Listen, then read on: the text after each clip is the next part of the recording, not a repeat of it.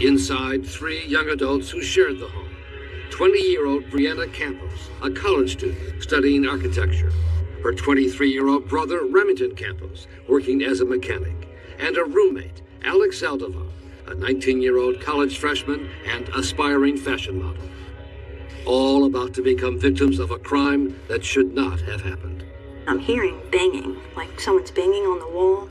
I can hear pictures rattling against the wall. Dude comes in, brandishes a gun right there. There was bookshelves getting knocked over, drawers getting thrown. And as I go into the living room, he throws me on the floor and says, "Lay down with your face down, don't look, don't look." They were behind us, and you hear latex gloves getting put on. The next thing that came out of their mouth was, "It looks like someone's gonna die tonight." Die at the hands of a violent criminal who was awaiting trial. Instead of jail, he was confined to his home wearing an ankle bracelet, something meant to deter crime. But the very authorities who were supposed to be monitoring it, not even on duty when the crime happened. Tonight, thousands of people are wearing them, but who's keeping tabs on them? And who's keeping you safe? I'm David Muir. And I'm Elizabeth Vargas. And this is 2020. Here's Brian Ross. Everyone in the house, Brianna, Remington, and Alex, were supposed to die that night in this low-crime neighborhood outside Orlando, Florida. The crime scene photos are too disturbing to be broadcast, and these are sanitized representations of what happened. With no explanation as to why, they were lined up face down on the floor, and then each shot execution style in the back of the head. The first bullet was for Brianna. And then there's just ringing in my ear and intense pressure, not pain, but pressure. And then when the ringing cleared away, I just feel the warmth of the blood on this side of my face, and I can hear it drip, drip, drip, drip, hitting the wood floor. And then I hear a second shot. That was for their friend Alex. Remington knew that a third shot would be for him. Well, you think about your whole life, and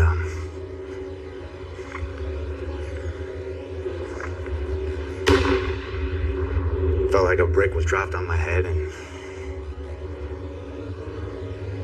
I thought I was gonna die. And then somebody said, "Did you miss?"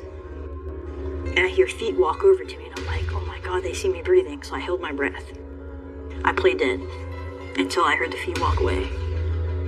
And finally I peeked up, and the front door is wide open, and there's nobody there. And that's when I was like, "Alex," calling out to Alex and my brother. And finally my brother popped up. And I said, "We gotta go." They ran out the back door, raced through the yard to the neighbor's house, desperate to get help for their friend Alex, who was still on the floor, unresponsive. It was tough. Having to get up, leave Alex there to go get help, to hope the ambulance can bring him back.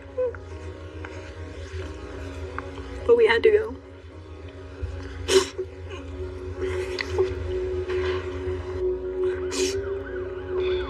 PD, are you responding? Yes, PD is en route. The ambulance is coming too. Hold on 1 second now. But it was too late for Alex. He was dead on the spot. He was dead on the spot.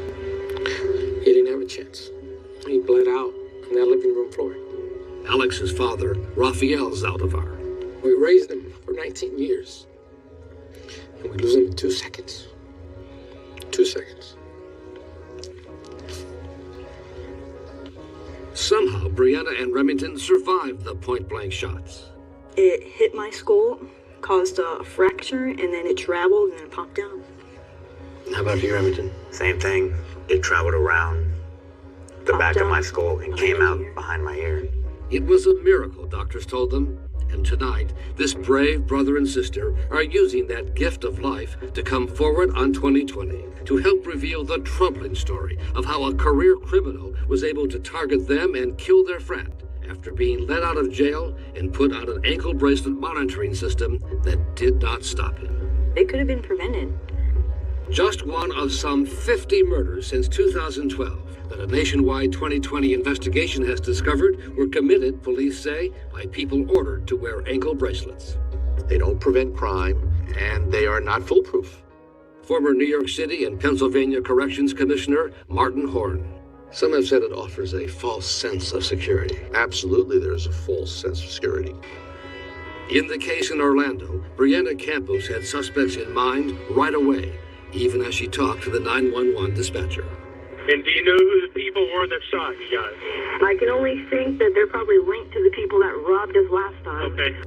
The last time was just 4 months earlier, when police arrested this man, 27-year-old Besmond Okafor, for tying up and robbing Brianna and Alex at the very same house, and they agreed to testify against him. I said 100% that's the man. Will you testify in the court? Yes, I will. Did you think that could be trouble? No, not at all. But police say Okafor knew the testimony of Brianna and Alex would have been devastating. He had built up enough of a criminal history that if found guilty of that offense from the original home invasion, he would have gone to prison for the rest of his life. At one point before the trial, Brianna says Okafor's mother even showed up at the house, trying to get her not to testify. She said she was willing to pay us money if we would drop these charges and not prosecute against her son. What'd you say to her? I asked her to leave my property or I'd call the police. Did you ever think, maybe I should just drop this whole thing? No. Alex's father says his son was just as determined to take the stand. I asked him about that. I go, do you want to do that? He goes, yeah. I go, why? He goes, because I want to do the right thing. And both Alex and Brianna were confident Okafor could do them no harm, thinking he was securely behind bars while awaiting trial. He was in prison, to my knowledge, the entire time. Alex told me that they're in jail, they're not going to get out, bro. Okay, fine. So you thought, and he thought, they were locked up? Locked up. But that was not true. And on the night before Brianna and Alex were scheduled to testify, they had no reason to think he was heading to their house to silence them. Next, why was he free that night? And why were the people who were supposed to monitor him 24/7 at home in bed?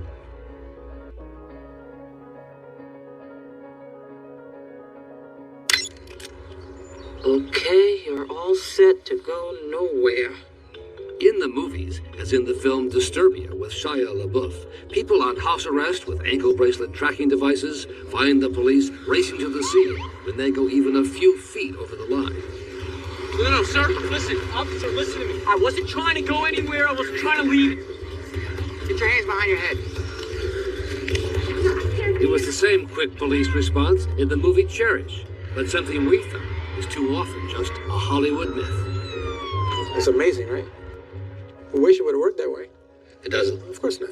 It's a joke. As the father of Alex Zaldivar discovered only after his son was murdered by a man wearing an ankle bracelet. The killer set free on bail by a judge who trusted the device would keep a career criminal under house arrest. I couldn't believe it. Not only did I have to deal with the execution of my son, then I found out that he's wearing this device that should prevent him from leaving his home. And that's when I started my investigations into the ankle monitoring business.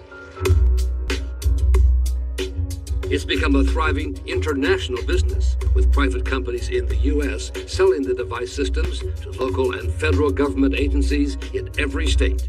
Some 300,000 people are estimated to be wearing ankle bracelets tonight. As seen in their promotional videos, the companies do the monitoring at national centers and then send alerts to local authorities if the people wearing the bracelets violate restrictions or try to tamper with the device. Any attempts to open the bracelet are detected and reported immediately. Marketed as a way to enhance public safety and to save money by reducing the number of people sent to jail, bringing big profits to the companies involved. They're making money. My son is dead and they're making money. Besman, my name is Mike Morash. I'm a detective up here. Besman Okafor, the man who police suspected killed Zaldivar's son, was still wearing his ankle bracelet when he was brought in for questioning that same day by Orlando police detective Mike Moreshi. You have the thing connected to your ankle still, right? Yeah. It's still there? Oh, yeah. In fact, police would later determine Okafor was wearing it as he and his accomplices drove to the witness's house in the early morning hours. Were you at that house again last night? This morning? Yes, sir. There are many versions of ankle bracelets, and Okafor knew his could not track where he went, but simply sent an alert if he left his house. and he denied any involvement. I have nothing to do with nothing that's going on. I have nothing to do. Records show there were 3 alerts the night of the murder as Okafor left his house. The last one at 4:40 a.m., about a half hour before Alex was killed. But no one saw the alerts because, incredibly, for budget reasons, there was no one on duty after 9 p.m. at the Corrections Department to monitor the ankle bracelet cases, to the disgust of homicide detective Moreshi. Were police cars dispatched to pick him up? No. That's not how it worked. No. The records also show Okafor's ankle bracelet had set off some 106 alerts even before the night of the murder, but no action was taken against him, and the judge was not notified. I'm not sure what the purpose of it was because he had had so many curfew violations and didn't get violated. So he just learned he can do anything and it didn't matter. Right. It was high drama in the courtroom as Okafor went on trial. Rafael Zaldivar was there every day, barely able to contain his rage over the murder of his son Alex. I wanted to kill him. I wanted to get my hands on him. I kind of laid there. And now, instead of testifying about the initial robbery, Brianna and Remington were testifying about their friend's murder. But then, once the ringing stopped ringing in my ear, and I realized that I was still alive, I heard a second shot. I seen him die. The verdict was quick, and the sentence harsh. As to count 1 of the indictment, first-degree murder with the firearm of Alexander Zaldivar, the court sentenced you to be put to death in the manner prescribed by law. As to count 2 of the indictment, attempted first-degree murder... Zaldivar saw it as justice for his son, but he was far from done, as the retired marketing executive turned his rage towards the county officials who ran the ankle bracelet program. Everybody who was involved in my son's case that failed him is responsible. He had a right to live. His first question, why was he put on an ankle bracelet to begin with? He's a predator, habitual predator. And they're telling him to stay home and be a good boy until your trial comes up. Wearing an ankle bracelet. Yeah. This guy shouldn't have been out in the streets. His next question, why was no action taken after the more than 100 times Okafor violated his curfew? Do you blame the people who ran the ankle bracelet program here as much as you blame Okafor? Of course. Really? Yeah, I do. He's the one who pulled the trigger. Yeah, he sure did. You know, but it was their responsibility to follow up on him and to keep him away from my son. Call the judge. With Zaldivar's unrelenting pressure, they didn't do one thing. Nothing to save my son. When and if. And follow-up investigations by Orlando reporters, the 3 senior county officials responsible for the ankle bracelet program either resigned or retired. I had to take everybody to task. You were on a tear. I was on a tear. I was ripping it. I received this tracker, and I just want to show you guys how to remove it. Recently, I came into possession of an ankle monitor. I just found it. And then Zaldivar made a startling discovery on YouTube. All kinds of videos from all kinds of people, supposedly showing how to get an ankle bracelet off. Put the foot in the freezer and try to close the door. You're going to scrape off some of the rubber on one side. You can use a nail clipper. That thing in the back. Watch this. Oh, it's getting cold. You're going to cut right here. Remove the foot. They put Vaseline around their ankles, plastic bag, and just slip it off and put it on the dog. Even though the bracelets have been upgraded over time, we're only showing a small part of the process. In the criminal world, they know the limitations of these devices far better than you or I ever will. And it's a struggle to stay one step ahead of them. Just run outside and enjoy your free time. I started looking here. And as his investigation continued, Zaldivar began to discover dozens of other cases involving violent crimes committed by people being monitored by ankle bracelet systems. It wasn't just his son. When I started focusing more on homicides, it was not a local problem, it was not a state problem, it was a national problem. It's an epidemic. Next, as he launches a crusade to expose the problem, Saldivar discovers a case that shocks even him. Kind of a spooky thing. I'm trying to figure out what's going on here. What's going on?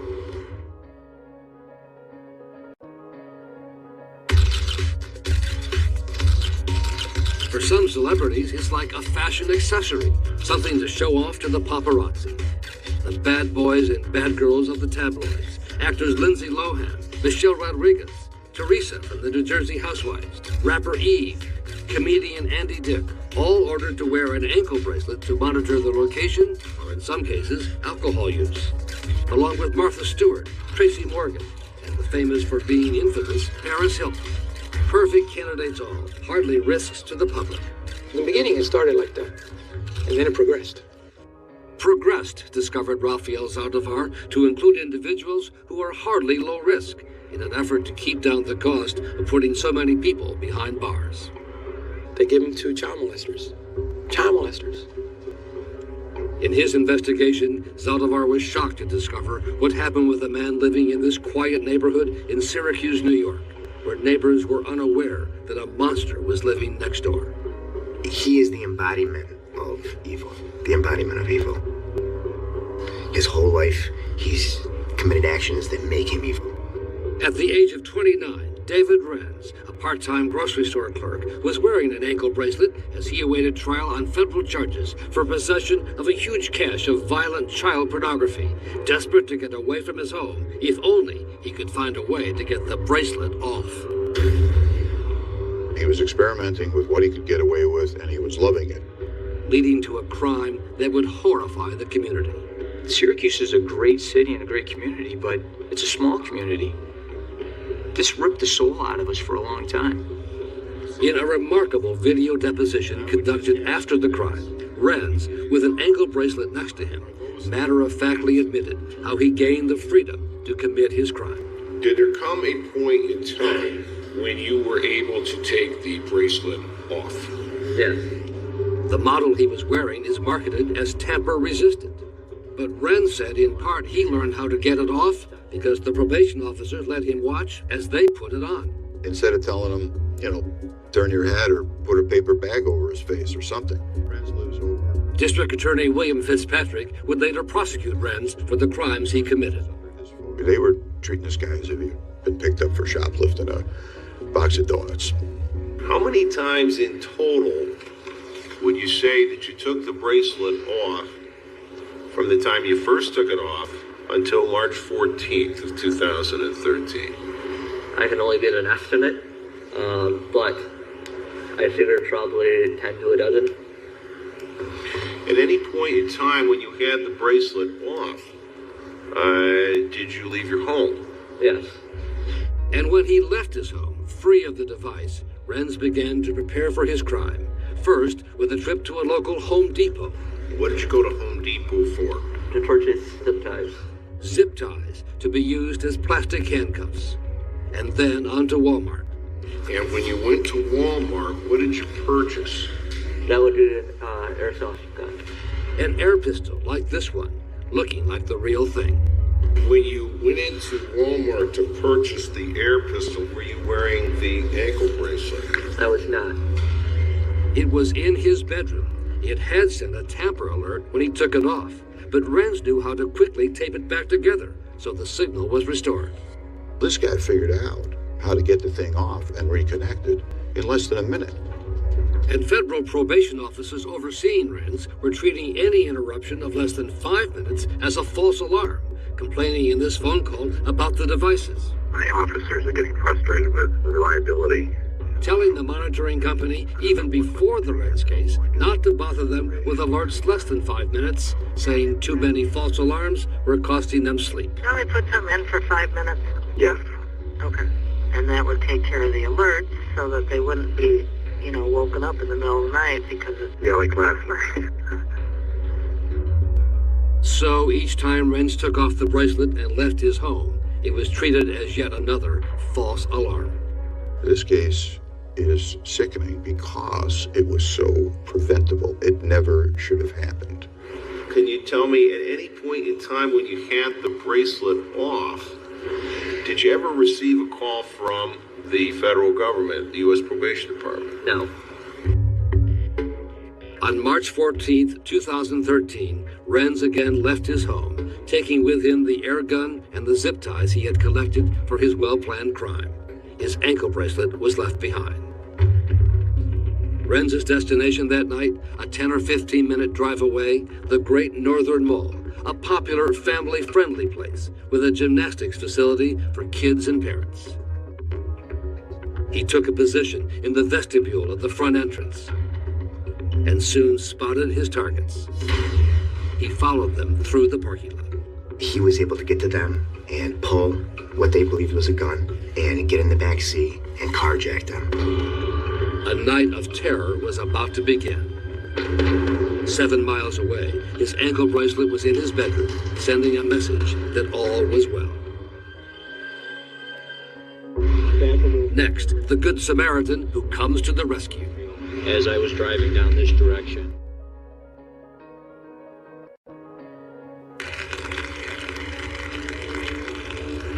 it was a dark, cold, inclement night.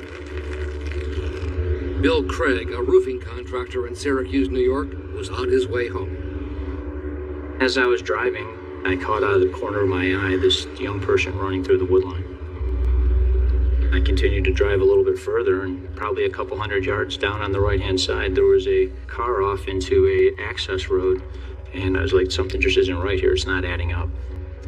An Army veteran trained to handle the unexpected, Craig knew he had to turn around and find out what was happening. And there was a young girl, and she was screaming that he's going to kill my mother. Mobile 911, where's the emergency? There's a little girl tied up on the side of the road, and a woman bleeding. Kind of a spooky thing. I'm trying to figure out what's going on here. What's going on? A little girl's voice in the background. He hurt me. I walked towards her, and she immediately began to scream, "Are you going to hurt me? Are you going to hurt me?" No, look, I'm not going to hurt you. I'm out 911, okay, honey? I gave her my jacket. I put her in the back seat. She had her hands behind her back with zip ties. We're not leaving your mom. I want you to get warm, honey. What's your mommy's name? Lori Bresnahan? Lori Bresnahan, a devoted single mom. She was wonderful. Very, very big heart, very giving person. Always very involved in her church. Librarian in 3 different school districts. When she adopted her daughter was her whole life. You could see it when Lori would talk about her. Her eyes would light up, and when her daughter would look at Lori, the same thing. Just the pride and the love that, After being carjacked at the shopping mall with her daughter, Lori had been ordered to drive to a darkened, deserted area. He tries to strangle her with the zip ties, and the zip ties keep on breaking. New York State Police investigator Todd Grant. Lori, God bless her soul, is able to yell out, run, and get away to the 10-year-old. Sir, can you see the mother at all? Can you see if she's breathing? I'm going to check right now. She had been repeatedly stabbed and was bleeding heavily. She was in bad shape. Real bad shape. Nothing I could do for her except keep her comfortable. Keep breathing for me, sweetie. You're doing super, okay? At this point, police had no idea who was responsible. No idea that a man who was supposed to be confined to his home, wearing an ankle bracelet as he awaited trial on child pornography charges, was actually on the loose, the bracelet left behind. It's our belief that he was intending to kill both Lori and the 10-year-old. The 911 dispatcher asked Craig to get a description of the attacker from the little girl.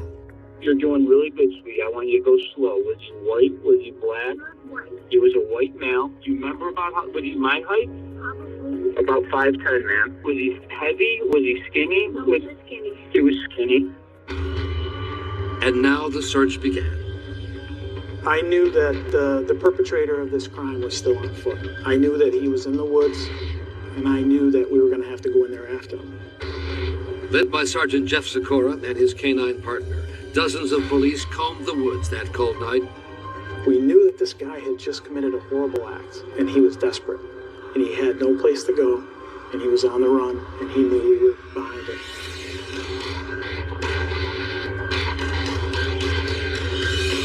As the search was underway, word came about the fate of Lori Bresnahan. She didn't make it. No, sir. No. Lori, I think, continued to fight to her very last breath to make sure that her daughter was going to be safe, and she succeeded. I told her that I would promise that nothing would ever happen to her again.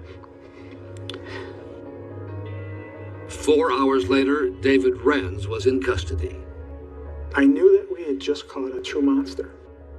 And then the added outrage, as police discovered he was supposed to be at home wearing an ankle bracelet meant to protect the public from a man like this. Had we not caught him that night, he would have gotten home. Had he gotten home, he would have had the perfect alibi, because his bracelet was left at home. He would have had the perfect alibi. For the Good Samaritan Bill Craig, first on the scene, it was a night that would change his life, vowing to honor the memory of Lori Bresnahan and to find out for her daughter what went wrong. I say Lori deserves answers. The little girl deserves answers. Make sure what happened in upstate New York doesn't happen anyplace else. But it has, and it does. Next, police in hot pursuit. The story behind this car chase.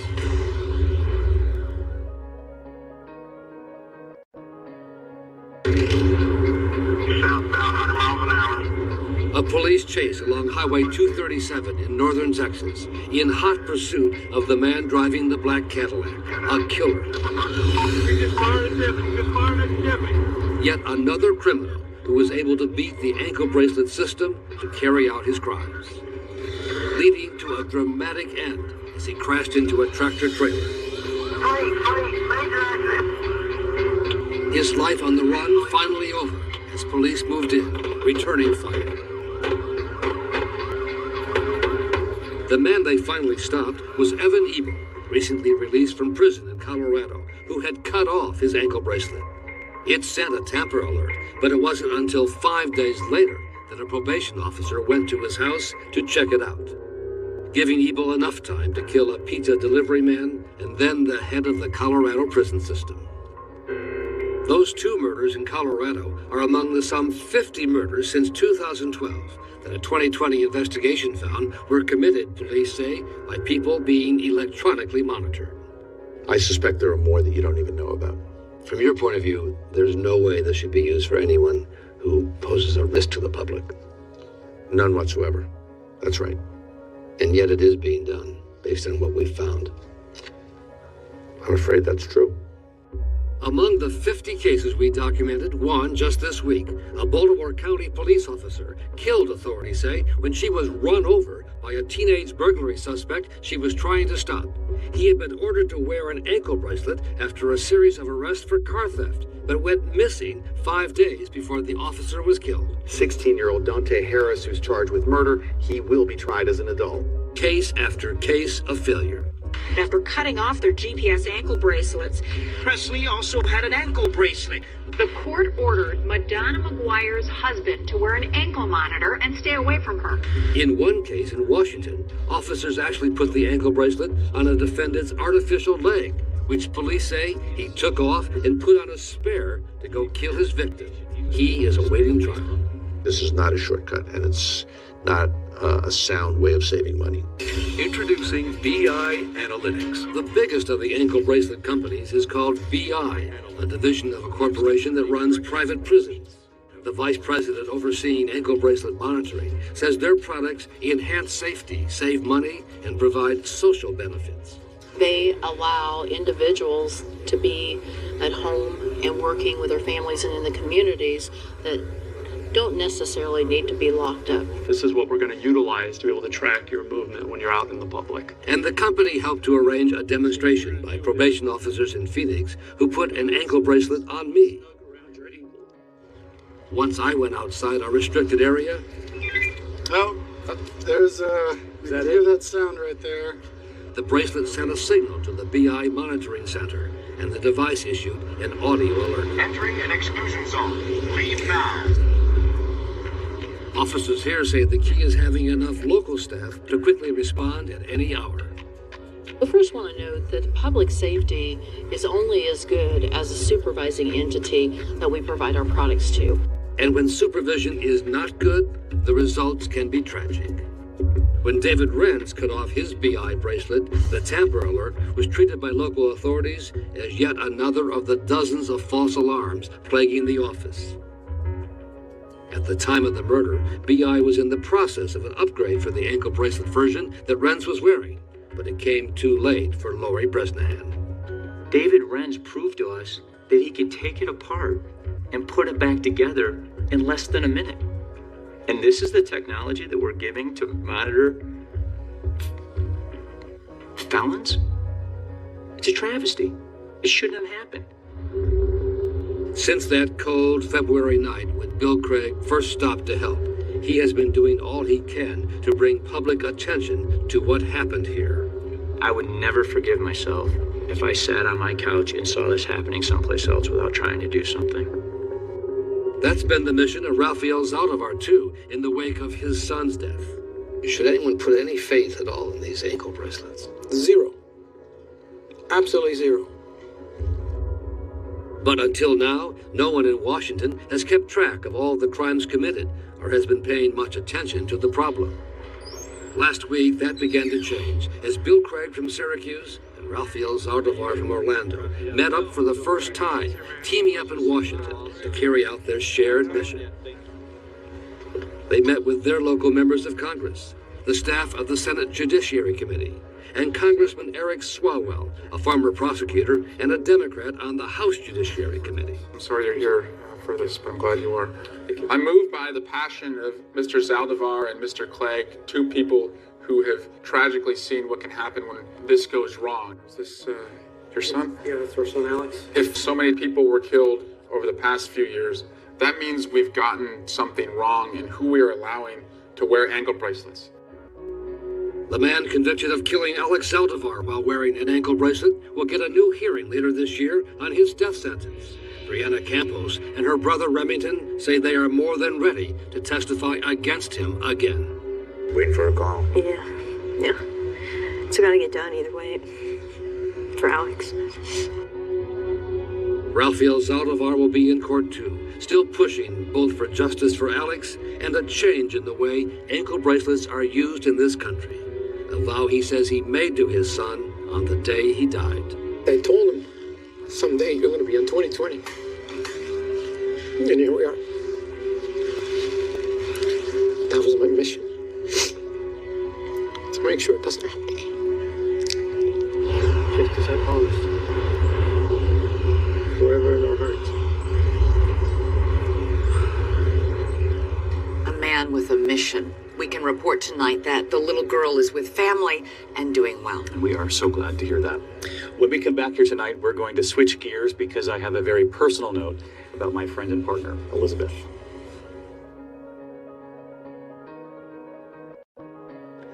And finally tonight here, a bittersweet moment for us. After 22 years here at ABC News, a news anchor at GMA, co-anchoring World News Tonight, and of course her most indelible mark right here on 2020. Tonight, Elizabeth is about to start an incredible new chapter. And at home, I know you're going to feel just as I do about this because Elizabeth has guided us through so many important moments. From 9/11, taking over where Peter Jennings left off in that chair, to Hurricane Katrina, where we were on the ground together. That's right, for an entire week anchoring. I was in Mississippi, you were in New Orleans. We've done so much together, and I've been able and privileged to work through so many incredibly big breaking news stories and really important personal stories that we've done here on 2020. And I'm very grateful for all the opportunity I've had here and to work with all the people whom I call not just colleagues, but friends. But I'm moving to A&E. A&E Investigates, and we'll start work there on Monday night, actually. So you will lead the way there, as you have here. And on a very personal note, if you'll let me, I want to share a little bit about the woman I know behind the scenes here. The devoted mom, your determined journalist, And more important than that for me, you are someone whose own bravery has given a voice to so many who need a voice. And you know how I feel about you. I miss you already. Oh, thank you. Thanks so much. Take a look. This is Ground Zero. What do you hope for in your life?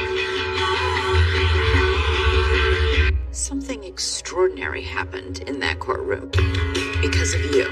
Wow. From the very start here at ABC, it was her curiosity and her love of journalism. I'm Elizabeth. Nice to meet you. You too. Why don't you have a seat? We first met her on Good Morning America. The newest member of our Good Morning America family. A new face, new desk, new news. Elizabeth Vargas with us. Lots of news there in that sentence. Lots of news, Joan and Charlie. Good morning. It's nice to be here. On the air in the hours after 9/11, Elizabeth picking up where Peter Jennings left off. Elizabeth Vargas is here. Thanks, Elizabeth, very much. This is, as Peter just said, ABC News continuing coverage of that terrorist attack on the United States. Amid the destruction of Hurricane Katrina. In the next hour, we'll go to many of the places most decimated. She made her mark in the morning.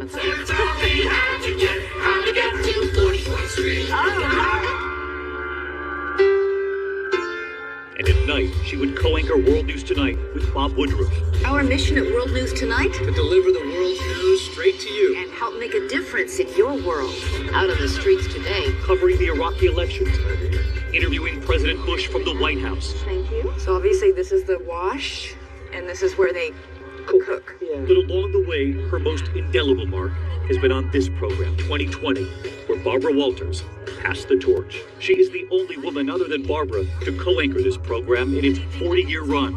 A hallmark of her reporting, her connection with children. Oh, she's so beautiful.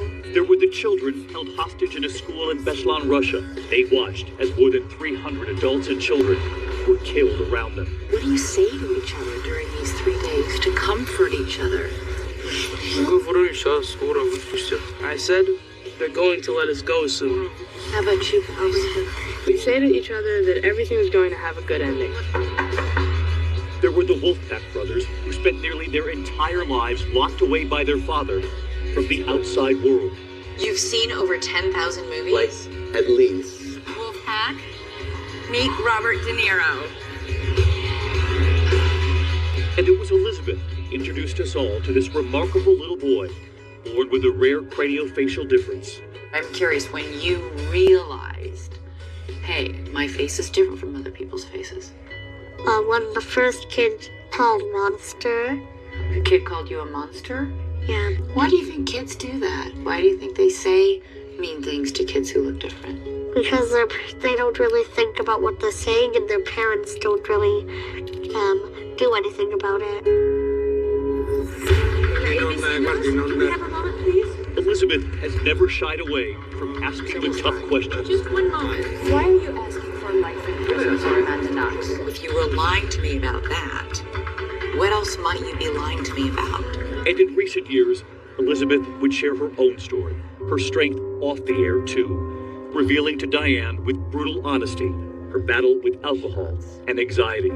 There's a favorite saying I heard that was, when you pray to God, there are 3 answers. And one is yes, not now, and I have something better for you. The audience would reach out. She heard from so many of you, saying her courage to get help inspired many of you to do the same. She returned to that desk for some of the most important moments in recent times. And for me, she was always a force to sit next to, a true partner. Hi, Munchkin. Hello. Oh, is she blowing you kisses? That's so sweet. And as Elizabeth now embarks on her newest chapter, reporting breakthrough hours for A&E, we salute her, her strength, her courage to open up, and always her love of journalism. You clearly love your country. I didn't mean to make you cry.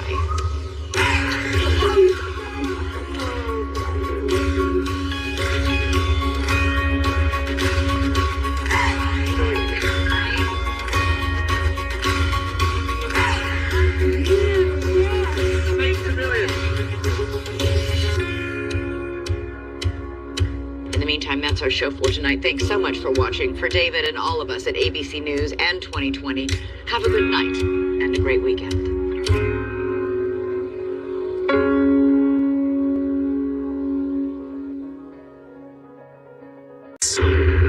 Camera. Summer. Oh boy, the drama. Welcome to a special edition of 2020. Hello, I'm not David Muir. Tonight we investigate summer movie seasonal affective disorder. What should you be watching out for? How can it be stopped? And is your family safe? From Ryan Reynolds. I did not answer that. Tonight, the stories you've never heard before about the biggest summer blockbusters ever. We're waiting for some horrific sound, and suddenly through the megaphone we hear Steven go, "Roar!" From Jurassic Park. Stick stupid! To Animal House. Landis would just say, "That sucked! Do it again! Do it again! Go back and do it again! Funnier!" Coming to America. To Clueless. I can't do it, but she's like, "You're a virgin who can't drive." Whatever. The biggest stars. Guys, we're in 2020, and nobody's been accused of anything. Spilling the secrets from onset. More intense. Plus, the new kids in the galaxy from Solo. That's a good version of the sound. So get out the popcorn. It's lights, toga, camera, toga, summer. Toga! Even though it's R, I think it's appropriate for 3 and up. Join us. Here's Chris Connolly. Believe it or not, there was a time when Hollywood's version of a big-budget thriller looked something like this. In 1993, Steven Spielberg changed all that.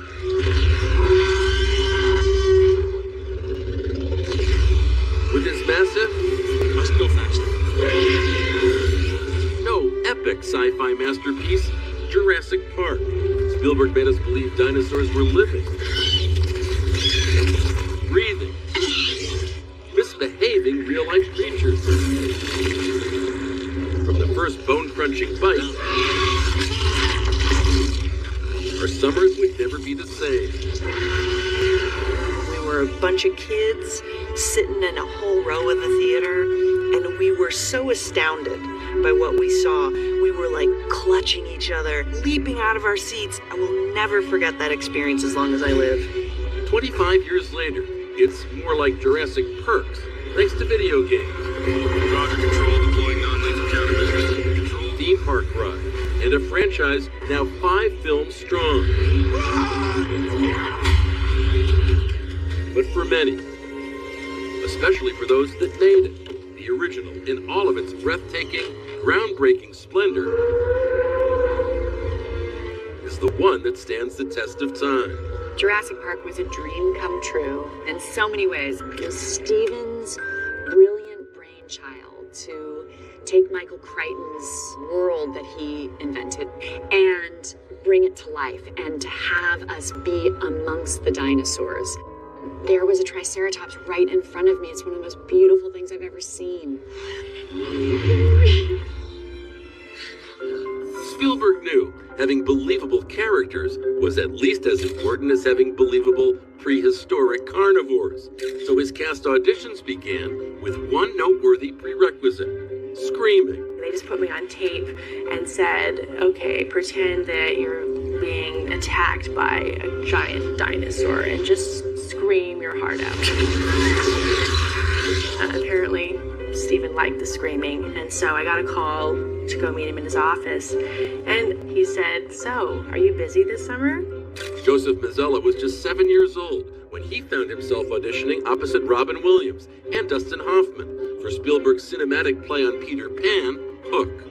I was a little too young for the part, but Steven came up to me after that and said, don't worry, Joey, I'm going to get you in a movie this summer.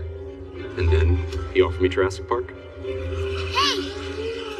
Those are brontosauruses. Brachiosaurus. But for the part of the greedy and ignoble park computer programmer, no audition was required. You didn't say the magic word. In the early 90s, Wayne Knight had already achieved small screen immortality, playing the now iconic postal carrier Newman on Seinfeld. Hello, Newman. Hello, Jerry.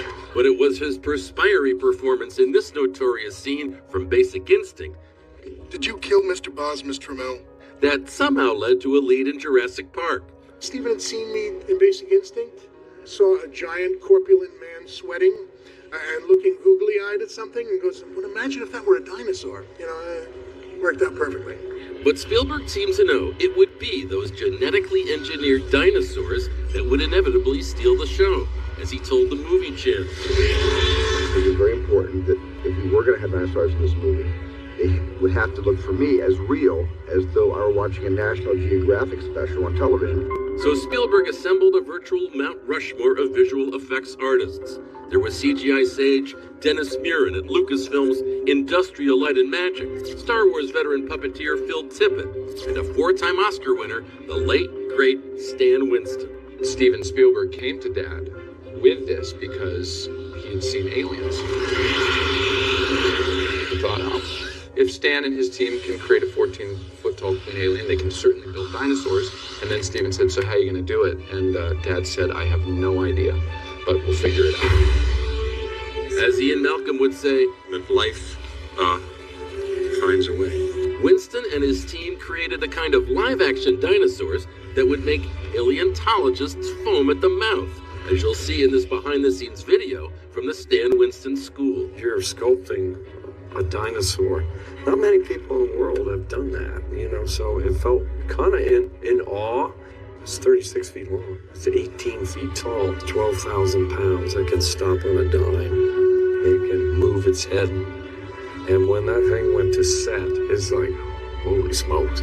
And I'm a kid too, so the thing just looked absolutely massive, completely lifelike. Puppeteer John Rosengrant remembers the moment he, or rather his raptor, was ready for his close-up. When the door opens up for the first time, you see the raptor and it hoots. That is me. That's me inside that suit. It's a cool moment. I'll never forget how John Rosengrant got into the raptor suit and was the raptor walking around the kitchen after us, and he made it so lifelike.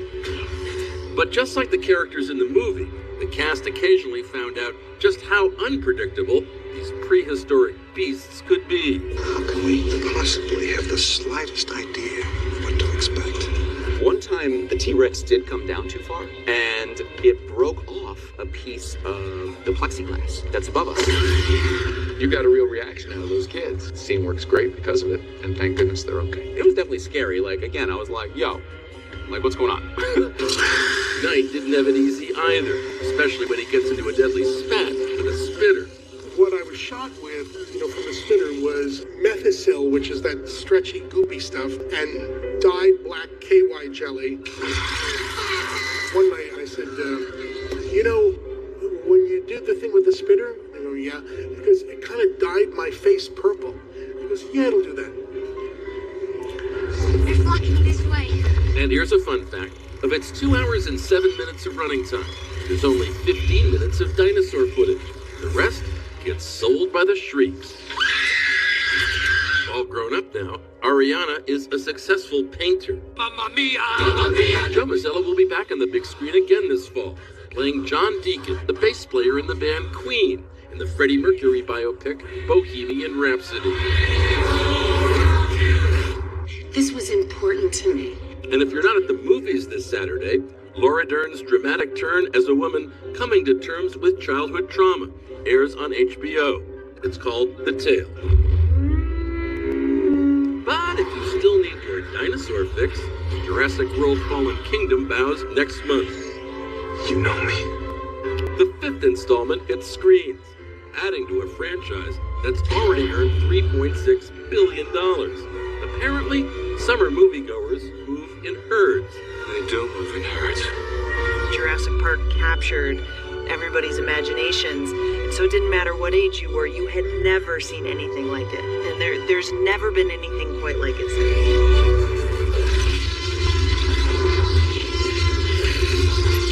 What do Reese Witherspoon, Angelina Jolie, and Gwyneth Paltrow have in common? As if. She beat them all out for Clueless. So what got her the part? Next.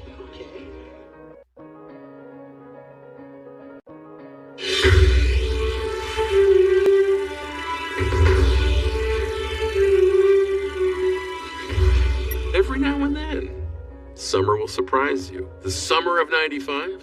Don't go chasing waterfalls.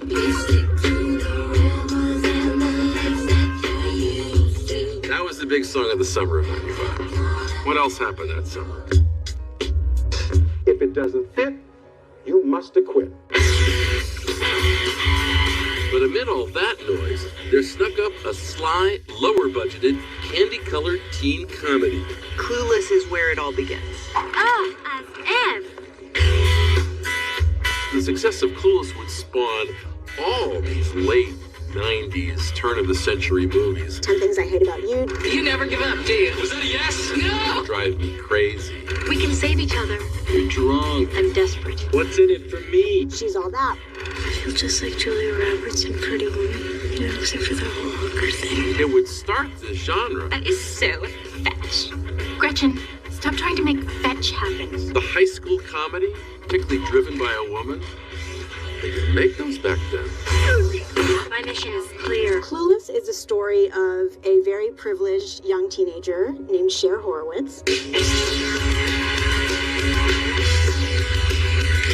Cher has a life that the average member of Generation Whatever would pine for. But seriously, I actually have a way normal life for a teenage girl. She's got the look.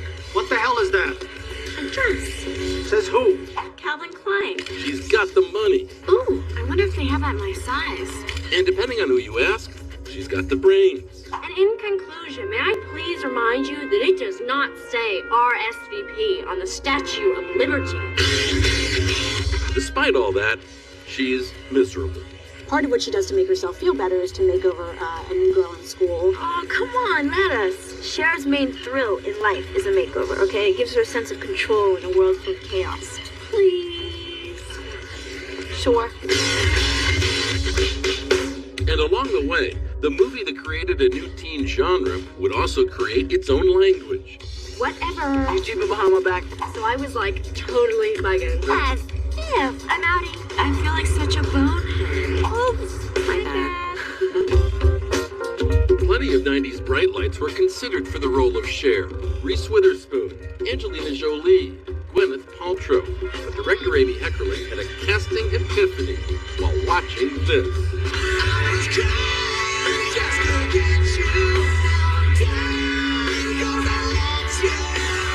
I'm on my treadmill, watching MTV and exercising, and this Aerosmith video comes on, and I just really love the girl in it. And I told my friend who's a casting director, oh my God, I love this girl from the Aerosmith video.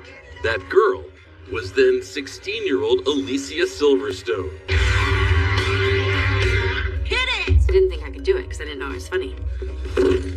This was going to be my first comedy. You like Billie Holiday? I love him.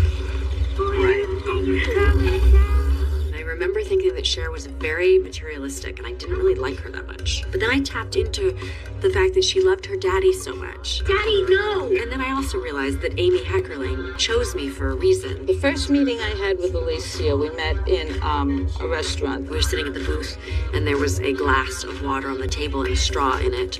And rather than like drink or drinking, I would just pop my head down and come back up. And pop my head down and come back up. And she just thought that was so adorable.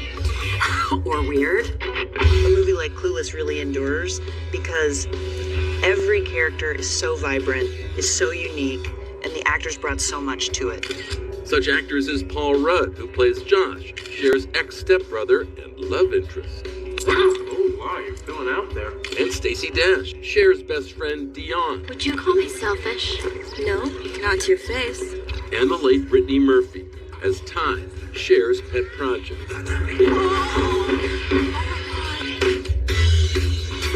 Up there with the casting and catchphrases in Clueless, the clothes. Everyone in this movie dresses like they've just stepped out of a 17 magazine. When we started talking about the costumes with Emmy heckling, what was really important to us was that all the costumes have something feminine and beautiful. I didn't have any fashion sense at all at that age. We had 64 changes for Alicia. I just didn't realize the amount of costumes and everything, so when Mona would fuss with me, I was just like, why do I have to do this? But when I saw the film, the clothes, they were their own stars. I think that plaid suit is iconic, and when you see the runways now, you know, Versace is doing yellow plaid. What is happening 20 years later, kind of a comeback. Clueless didn't just set fashion trends, it made Alicia Silverstone a bona fide star. And today, she's starring in the TV series American Woman, Paramount TV Network's period piece about a 70s feminist raising her daughters alone. Where else? In Beverly Hills. Bonnie Nolan is fierce. She's unpredictable. She's a bit wild for her times, and she's sort of a trailblazer and really a badass.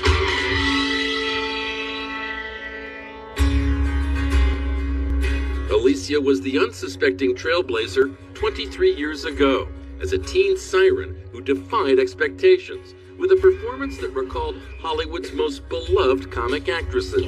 I sort of felt like I was channeling people like Lucille Ball and Marilyn Monroe in my fantasy as a 17-year-old girl. I was like, yes, this is what that feels like. See? Not so clueless after all. Ladies and gentlemen. Next, rare footage of the guy who put the animal in Animal House. Sarah. Great. A 40th reunion with the frat. Drop and give me 20. Next.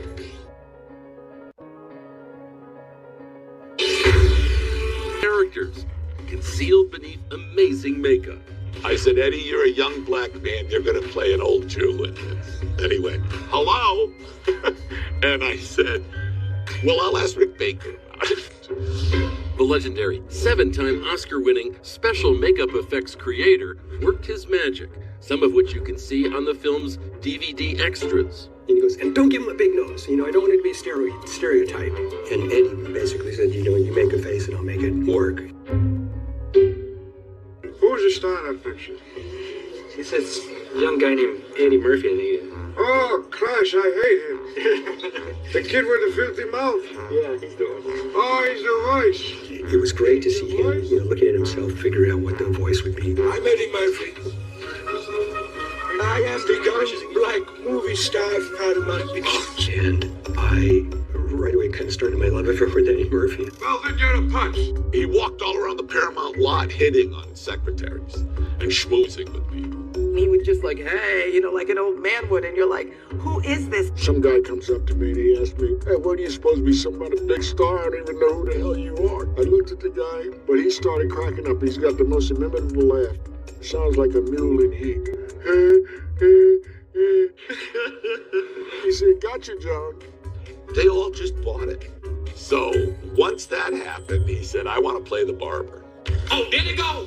There they go. And he started, I want to play. And he could, and he did, and he was wonderful. Show them all the beauty they possess inside. Then suddenly, Arsenio said, wait, I want to play. He played the preacher, Yakety Amen. He played barber. And then he was a woman that wanted to brief scene. I want to tear you apart. The picture was an enormous hit all over the world. And that's where the big bucks start rolling in. People went back 3, 4, 5 times because Eddie was playing so many characters that they had to get it straight as to who he was in this particular scene. They couldn't believe it. No one ever said it's a black man. Raceless, if such a word exists. We need more of these more often. He was the most ripping victim. I enjoyed seeing Eddie and James Earl Jones. So, you see, my son, there is a very fine line between love and nausea. And the late Madge St. Clair. You look especially radiant today, Your Grace. Is that so silly? That movie has a wonderful cast. They liked James and Madge so much that when they made The Lion King, they used my king and queen to be the king and queen. Never being so mad. My life was being cut short. I'm 29 years old. Everybody read! There's been an accident. In the Navy, there's this saying, whatever it takes. Tonight, those Southwest pilots who flew 144 passengers speaking out for the first time anywhere. Were you praying in that cockpit? Oh my goodness, constantly. I mean, she really had nerves of steel. A total badass. Way over our lives. Now, we're putting you on that flight from inside the cockpit to those 20 minutes of terror inside the cabin. There was just this incredibly loud explosion, almost like a machine gun. I guess my initial thought right away was, this is how I'm going to die. Passengers risking their own lives to save a woman in danger. Does anybody know CPR? I do. Being partially pulled out a broken window. And the plane had rolled. We could feel the window pulling us that way. I went to the window. Come on, get her back in, babe. And the grief of the husband and father whose wife didn't make it home. We're sorry, we tried everything we could. But she couldn't make it. You tell your kids that their mom's gone. Now, the heartbreak and heroism of Flight 1380. Take cover. Brace for impact. Brace for impact. When years of training Oxygen mask on! suddenly turn into a real life and death situation. How do you train the fear out of someone? As long as you have altitude and ideas, you're okay. I'm Elizabeth Vargas. And I'm David Muir, and this is 2020. Tonight, our Martha Raddatz with the exclusive interviews. She's been on this story from the start.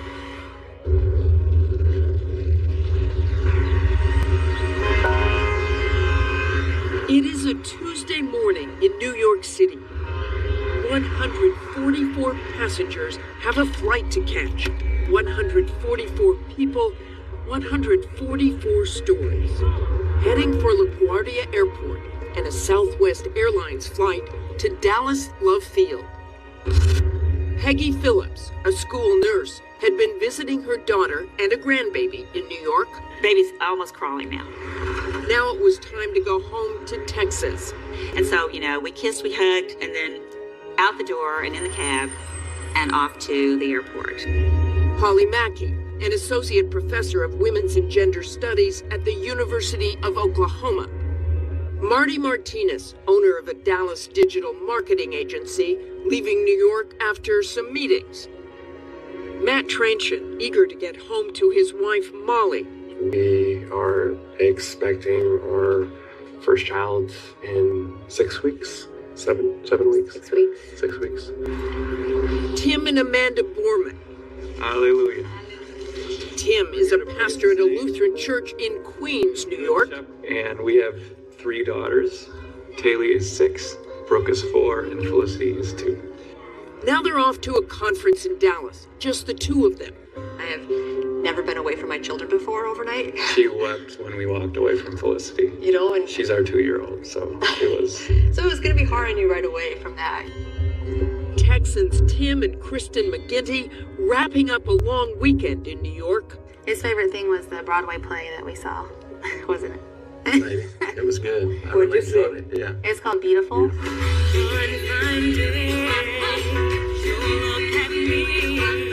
Andrew and Stephanie Needham. She's a kindergarten teacher. He's a firefighter paramedic. We're visiting from small town Salina, Texas. It's the first time I had been up there, first time she had been up there as well. We were mesmerized by the high-rise buildings. Breathtaking New York and the heartbreaking 9/11 memorial.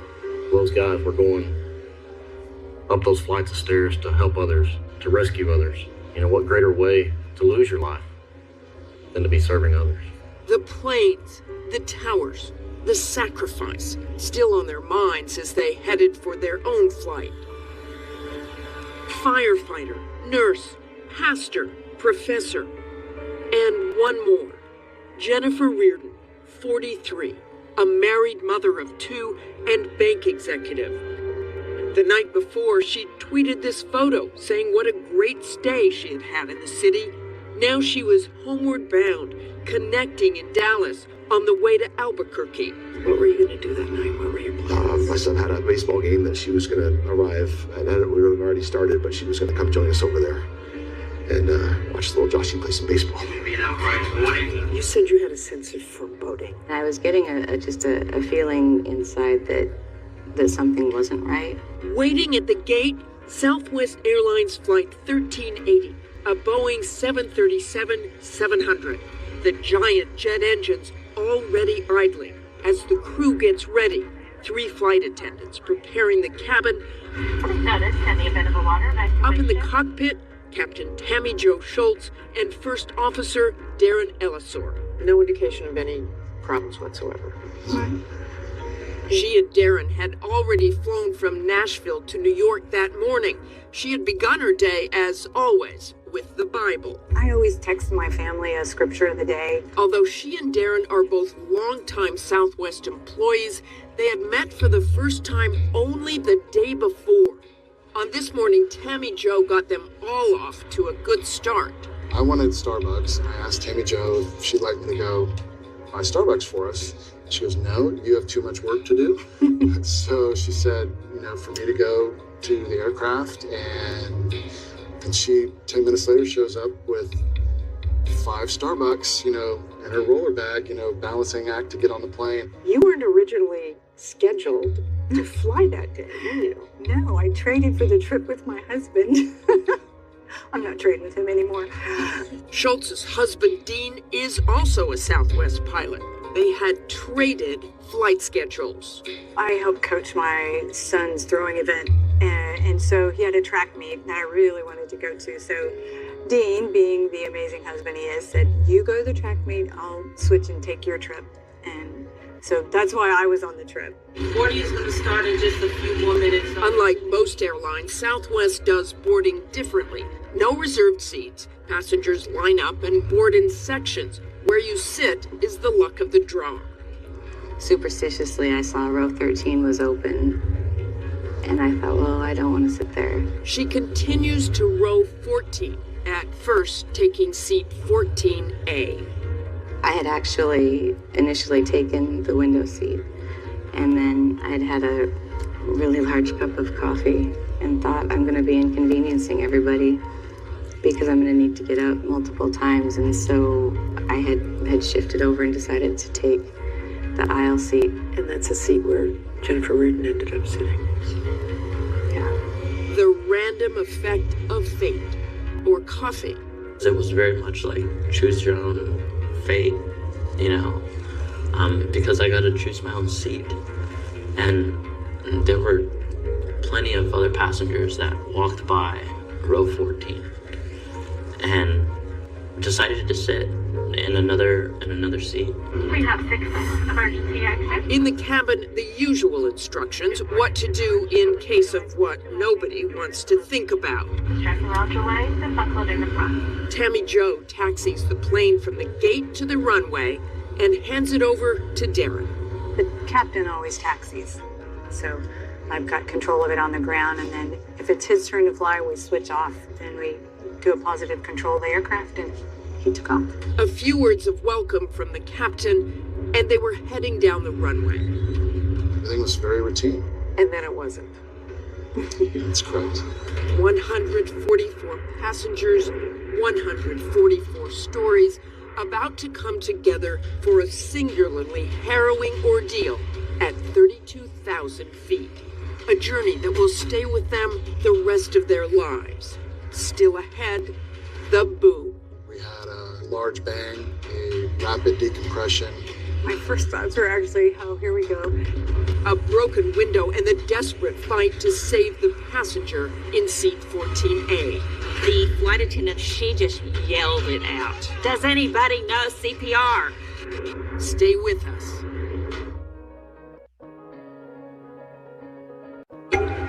Southwest Airlines 1380, New York to Dallas, was not unlike any of the other 25,000 or so passenger flights that took off and landed across the country without incident that Tuesday, at least for the first 20 minutes. Everything was very routine. I kind of chatted with the people next to me a little bit, and, we were just doing the usual, oh, yes, hi, how are you? It's a great day to fly, da-da-da. Bustling crew and carefree passengers never suspecting where their journey was about to take them. I think maybe 5-10 minutes after the flight took off, took out my laptop and began just doing work. In row 14, at the window, is Jennifer Reardon. In the middle seat, a young teenage girl. On the aisle, Holly Mackey. Jennifer was reading her paperback, and the girl was on her phone, hunched over, and I was reading on my iPad. I kind of had dozed off, and then he was playing Sudoku. Put my headphones in and started watching a movie. It was a comedy.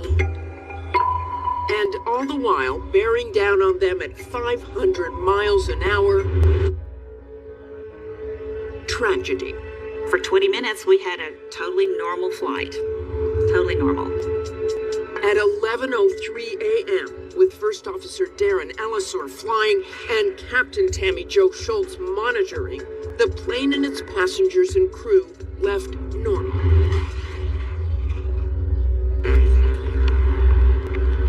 We were passing through about 32,000 feet when we had a large bang and a rapid decompression. There was a loud explosion on the left side of the plane.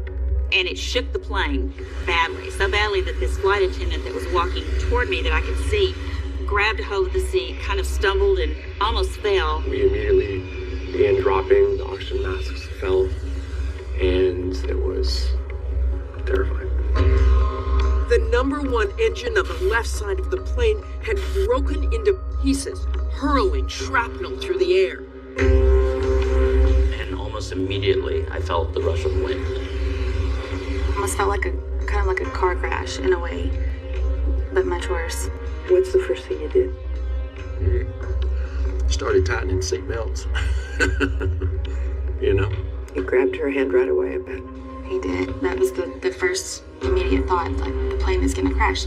But I just prayed and I felt a peace come over me, which was something I didn't expect to have, but was very comforting. Then came the screams. 2, maybe 3 screams. Just screams, bad screams. The screams were coming from back in row 14, where a terrible scene was unfolding. That broken engine had hurled a chunk of metal, shattering the window at seat 14A, where Jennifer Reardon had been sitting, reading her paperback. That caused a violent whirlwind of depressurization that snatched her halfway out of the plane. When you first looked over and saw Jennifer, what did you see? From about her rib cage, the bottom part of her rib cage, up, was out the window. Only the seatbelt kept Jennifer's body from flying all the way out of the plane. Holly dropped her life-saving air mask and tried to help.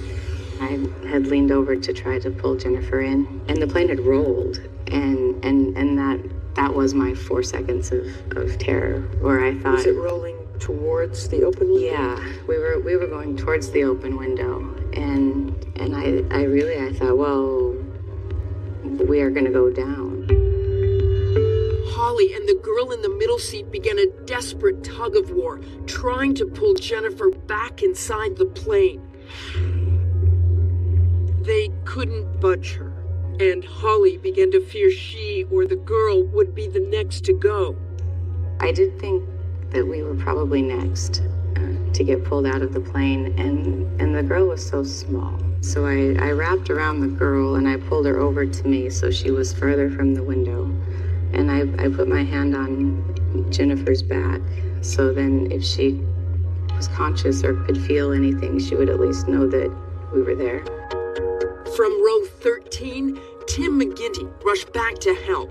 I went to the window and tried to... But he too was helpless, no match for the enormous pressure. The memory is overwhelming. Just tried to pull her in. And it was, couldn't. Just couldn't. So. Up in row 7, Andrew Needham, the firefighter paramedic, checked on his family and then went into his first responder mode. I can remember looking to Stephanie and we made eye contact, and basically that eye contact gave me the approval to do my thing and start looking around and seeing what needed to be done. It's just an instinctive reaction for me, I guess. Andrew joined Tim McGinty's desperate struggle at Seat 14C. The terrifying tornado trying to suck everything out of the plane stopped as cabin pressure equalized. And together, the men were able to pull Jennifer back inside, where they laid her across the seats. A flight attendant called for help. Does anybody know CPR? And I was like, I do. Mask, seatbelt, gone. Peggy Phillips, the nurse, came back from row 11 on the double. I didn't know yet that she'd actually been sucked out of the plane. I wasn't aware of that yet. What I did know is that I've got to start helping Andrew do CPR. And so I just shut everything else out, shut it all out, and started giving compressions and trying to open an airway. We just started working just simultaneously. She knew what she was doing, I knew what I was doing, and we just did everything that we could to try to revive Mrs. Reardon.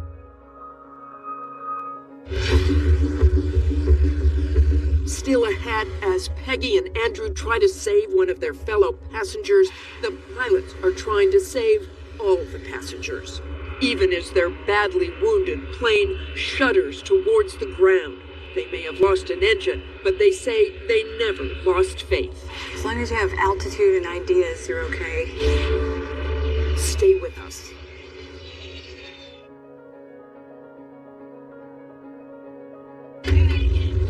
With a blown engine, a smashed window, and a depressurized cabin, Southwest Flight 1380 was in serious trouble, and everyone aboard knew it.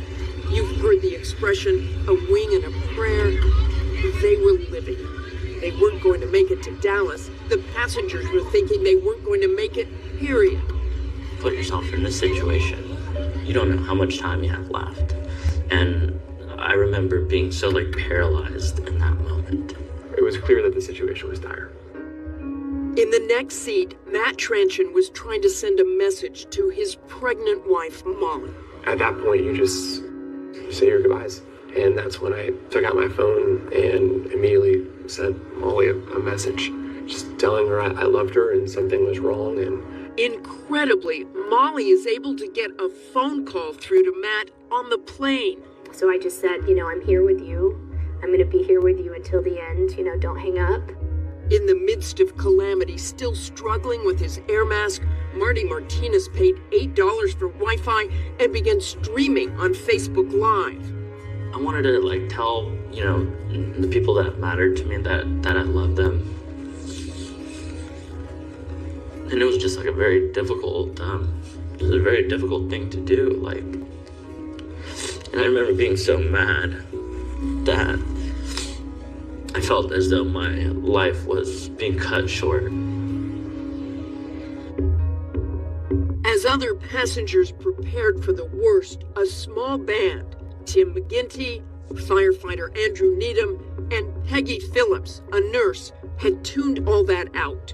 I was just focused on what was right in front of me. That was my task, that was my job. And I had to give her my very, very best, and that was all of my attention. They were doing everything they could for Jennifer Reardon, who had been pulled halfway through the broken window. to be honest, I wouldn't have done this interview if I didn't think that maybe some closure could come to the family. To know that she did not suffer. She was gone when you got there. I think so. I mean, you didn't know at the time. We did what we could with what we had. The odds were just stacked against us. While they worked to save Jennifer Reardon, how would the flight crew save the other 143 passengers?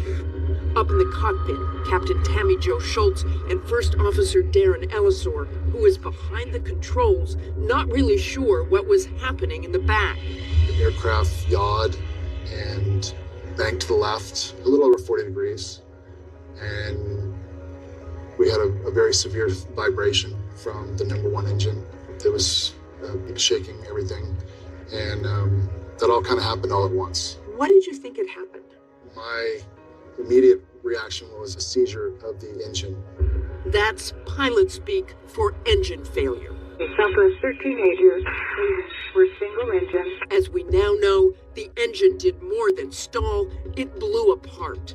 It was very disorienting to have all these things happen at once. And I actually couldn't make heads or tails of what was going on. At what point did you know that it was something serious? Pretty immediately, because the seizure of the aircraft would not cause rapid decompression. So we knew that something extraordinary had happened pretty quickly. As the plane started descending, Tammy Jo and Darren each put on their oxygen masks and say their instincts took over from there.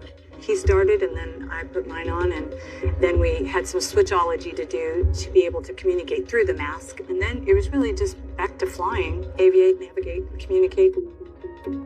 At the helm of the aircraft, the woman often mistaken for a flight attendant, and whose mere presence in the cockpit has left some passengers unsettled. Every once in a while, there'd be a passenger that would look at me, see the stripes, and say, "Are you flying?" And if I answered yes, every once in a while they'd turn around and get off. They turn around and get off just right, because they just a woman was flying the plane. Not for me. But gender bias is something Tammy Jo says she has long endured in her journey to the cockpit. At a young age, she was convinced she had the right stuff, but at first, she seemed to be the only one. Initially, I could not talk anyone into accepting my application. I had a clipping of a newspaper that said, if you have your college degree, come join the Air Force. We need pilots. And they said, if you have a brother, we'll talk to him. But we don't want to talk to you. Eventually, a Navy recruiter signed her up. And then I was getting my head shaved, G.I. Jane style. Tammy Jo had finally earned her gold wings, rising to the rank of lieutenant commander. She was also among the first female F-18 fighter pilots, seen here in an old news report. I joined the military because I wanted to be a warrior, and getting to fly where we've been trained to fly would be great. But up until the early 90s, women weren't allowed to fly combat missions. Instead, they were relegated to teaching the men, just like Kelly McGillis did with Tom Cruise in Top Gun. If you think you're dead, That's a big gamble with a $30 million plane, Lieutenant. You were training men Right. to do what you weren't allowed to do. Right. A little odd. In 1993, she left the Navy and has been flying for Southwest for 25 years. To her right in that cockpit, 44-year-old Darren Ellisor, 12 years her junior, but just as qualified. Also a former military pilot who, according to his parents, dreamed of flying since childhood. By the time he was 14, he was in 9th grade, he made a commitment that he wanted to go to Air Force Academy.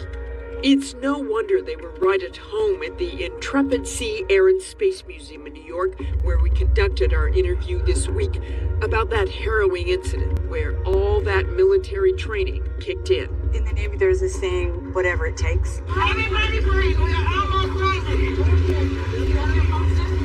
breathe. We are almost there. The flight attendants had communicated that there was a window out, and then they later communicated that we would need EMS. That must have been a punch in the gut, though, when you heard that someone was injured. And that's when we decided it was time to go land. When we come back, Flight 1380 adds an unscheduled stop to the itinerary. Philadelphia. The flight attendants came over the PA and they started saying, brace for impact, take cover, brace for impact. And they said, brace yourself, brace yourself, brace yourself, just over and over. I look out the window and we're descending pretty rapidly. Did you worry you might not make it? Next.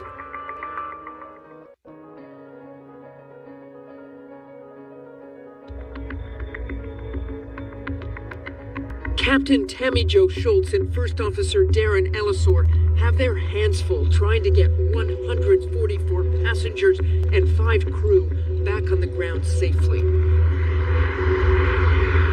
Crushing wind from the breach breach in the main cabin has invaded the cockpit. How would you describe yourselves in the cockpit? I mean, it's this whooshing sound? Drive 80 miles an hour on the freeway, roll all your windows down, and pretty loud. Of course, we're going faster than that. We had to use hand signals. A lot of pointing. A lot of pointing and nodding. The pilots put the plane into a dive, heading for lower altitude. When the oxygen masks drop, you descend quickly. Why is that? The air up at 32,000 feet has a lot less oxygen in it, so you can start to get hypoxia symptoms. You could pass out. On the ground, air traffic controller Corey Davids noticed something wasn't right. The aircraft was turning a little bit left off course. All I heard was static. My first thought was that maybe there was a struggle in the cockpit, kind of similar to the situation on 9/11. Southwest 1380 has an engine fire descending. Southwest 1380, are you descending right now? Yes, sir, we're single engine descending, have a fire number 1. She was just so calm. I mean, she really had nerves of steel. Okay, where would you like to go to? What's the airport? Give us a vector for your closest. Philadelphia. I don't know what it's like to be on a plane that ends up crashing where everyone on board dies, but it sure felt like that's how it begins. Tammy Jo come over the intercom and say that, we're going to be emergency landing in Philadelphia. I started crying pretty uncontrollably because this was the end. I didn't think we were going to make it. I was glad to hear that they had found a runway for us, but I wasn't believing that we were going to make it with everything going on. Is your airplane physically on fire? Schultz relays a message to a stunned air traffic controller. No, it's not on fire, but part of it's missing. They said there was a hole and someone went out. I'm sorry, you said there was a hole and somebody went out? As the 737 continues its rapid descent, air traffic clears the way, stopping all planes in and out of Philadelphia. Flight 1380 punches through the clouds, giving passengers their first glimmer of hope. I was kind of saying the Lord's Prayer and just saying, first it was, please, please, please let me see land. We were on a call, and I remember saying, I see land, sweetheart. I felt like we had a chance of this not having a horrific ending. I wasn't sure if we were going to land on a freeway somewhere, in some field. I had no clue. The flight attendants came over the PA and they started saying, brace for impact, take cover, brace for impact. She was just shouting over and over. Brace for impact, brace for impact. Coming in was terrifying. I knew we were going too fast. Meanwhile, Nurse Peggy Phillips and firefighter Andrew Needham never stopped trying to revive fellow passenger Jennifer Reardon. And Andrew's like, brace, brace. And then he's like pushed me kind of down to the floor and he continued to do compressions even as we landed. The plane hits the runway at roughly 190 miles per hour, much faster than the typical 155. But those in the cabin don't seem to mind. Then we landed, and everyone cheered. Oh. That's when the magnitude of what happened really hit people. I picked my phone up. I said, sweetheart, we made it. I'm alive. I love you. It was one of the best landings I've ever had on an airplane, to be honest. All the training had paid off, but even on terra firma, Captain Schultz was a creature of habit, following the strict pilot protocol before leaving her jump seat. How you practice is how you play. Even like putting away our oxygen mask and things like that after the flight. Despite the fact that that airplane was pretty much trashed, you still put your oxygen mask in its place, correct? Absolutely. Paramedics rush Jennifer Reardon off the plane, and as passengers begin their exit, Captain Schultz emerges from the cockpit. I took a walk through just to have eye contact and speak to them. We wanted to know if they were okay. I was so in shock, I didn't really realize who she was. And I said, man, the guy that landed this thing is really awesome. He wanted to go shake the hands of the guys who landed the aircraft. She turned, she looked at me and she said, I landed this bird, So, yeah, cool lady. She just seemed so composed, this tall, attractive lady in this black leather jacket, and somebody asked her, how did it fly? And she said, like a rock. She explained about the hydraulics, and I said, well, how did you land the plane? And she said, Pilates. But she put her hand, like, just very warmly on mine, and I said, you're a hero. And then there's a picture of you, an image, where you have your phone up to your ear. Who are you talking to? I was talking to my wife. She thought I was calling to talk about some other, family event going on. But then I said the words, Jen, I'm okay. But there's been an accident. Despite the heroic efforts both in front and in back of the plane, no one could escape the pall of what had happened in row 14. It seems it's a complicated pride because you lost a passenger. Complicated grief, a complicated pride. Right. Regardless of us being safe, none of us were okay because one of us wasn't. I just kept thinking, like, if I was strong enough, if I had pulled her in, would she live? You did everything you possibly could have done. Everything. I'm still figuring that out. Still ahead, a husband's grief. You really thought of the kids, and now you tell your kids that their mom's gone. And lingering questions about what went wrong on Flight 1380.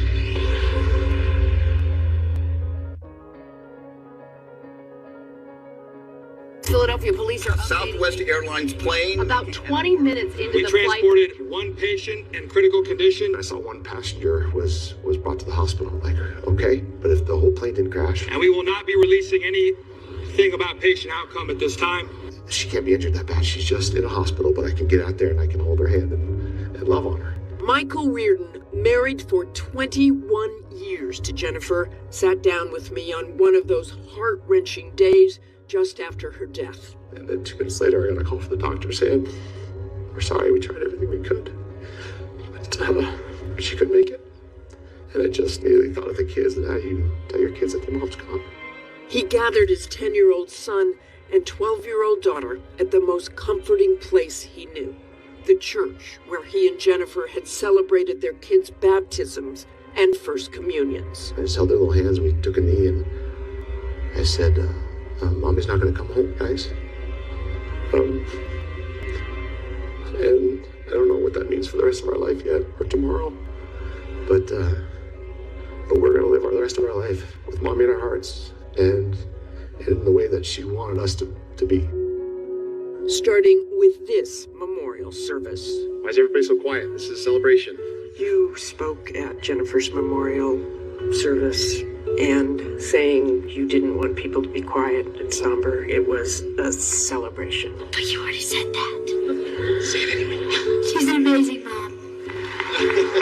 We did the celebration of her life. It was the only time in the last week that I've had that I felt at peace. The love in the room, I just want to keep this going for a long time. It felt like she was just looking out over us with a checkbox saying, yes, that's what I would have wanted, check. Yes, that's what I want to check. Jen would be so proud of me right now that I'm up here because she always pushed me to be better and stronger and brighter. There was not a conversation I had with her, a text that was exchanged that didn't end with I love you. Kind, loving, caring, and sharing. Yeah. Those are her words. Those are her words that she lived by, that she spoke. There's no better way to explain Jennifer Reardon than kind, loving, caring, and sharing. She was so close to heaven that the angels recognized her and plucked her from the sky.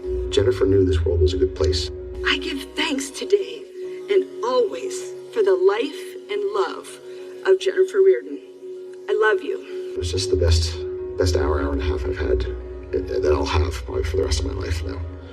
He said he would eventually welcome a chance to speak with the pilots, but not yet. We wanted to be respectful and let them have some time to mourn without us being public. So we haven't gotten to speak to him, but we do send them our condolences. Mike says it's too soon for him to concentrate on the investigation into what happened, but not for others. As you look back at what happened, do you have thoughts about the investigation?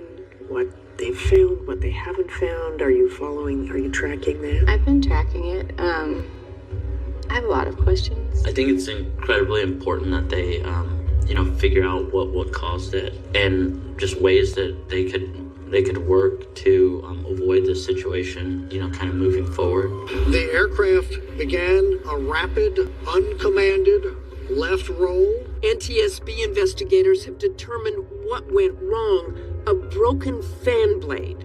The fan blade, it separated in two places. There are 24 fan blades on that engine used to suck in massive amounts of air to propel the plane forward. Cracks, invisible to the naked eye, had formed in two places on one of those blades, and when it broke, debris somehow blew apart the protective housing called the cowling, and a piece of that cowling crashed into the window. These blades are made of titanium. They are really strong. It's a really good engine, and these fan blades were supposed to last for 60,000 flights. Southwest and the engine manufacturer expressed condolences to all affected and said they're working together to quickly inspect all these engines in the Southwest fleet, a process that began after an eerily similar incident in 2016. These engines have been flying for 20 years on 737s. Generally, aviation is safer than it has ever been.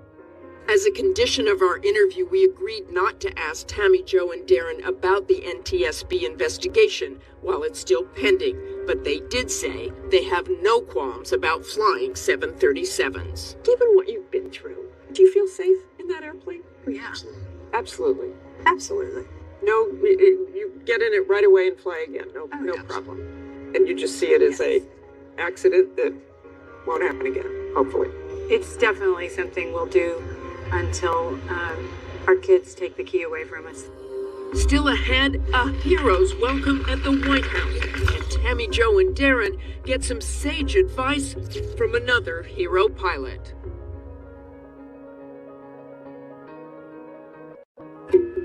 Two weeks after Southwest crippled Flight 1380 touchdown, commendation from the Commander-in-Chief. An engine failed, crippling the aircraft, piloted by Captain Tammy Jo Schultz-Wismer. I just love that everybody was exuberant to accept the invitation because we live in an amazing country of freedom. The actions of the crew and passengers of Southwest Flight 1380 show the great character of our nation. We're very, very proud of them. When we walked through the first set of security into the White House, we met the passengers, and that was pretty emotional for all of us. Just to have the opportunity to meet them the other day at the White House, it was phenomenal. I think we're kind of one big family now.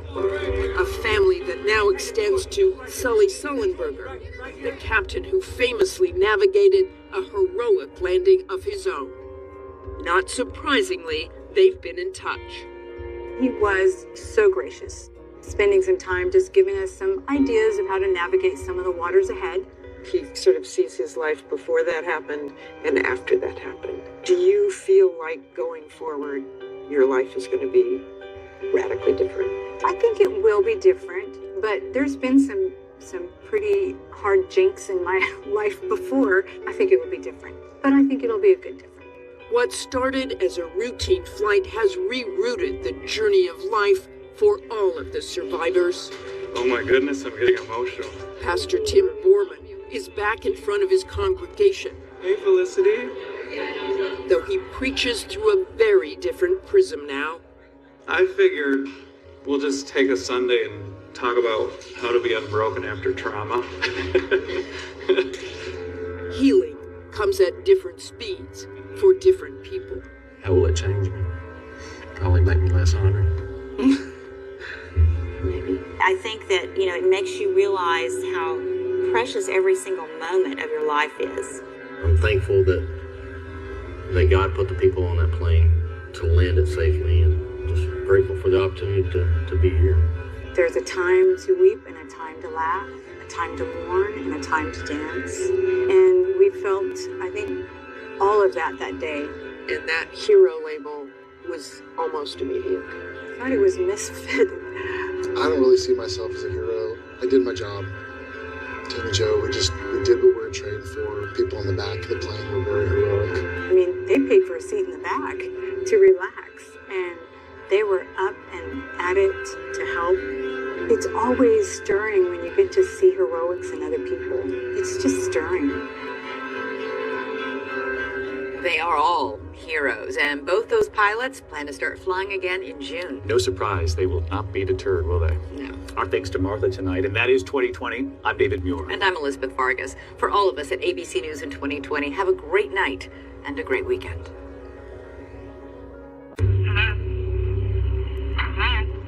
He told us with clenched teeth, "Shut up, or I'll kill you." Sorry, it's just, finding out what she went through. Tonight on 2020, the so-called Golden State Killer, a 40-year-old cold case, back in the news tonight. The police are saying lock up tight.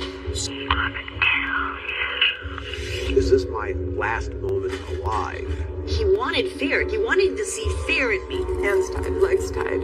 He'd say, "Shut up, shut up, shut up." One of the most notorious and elusive serial killers in American history. He's a pro. Nobody even knows what he looks like. He was like a puff of smoke in the night. We have his DNA.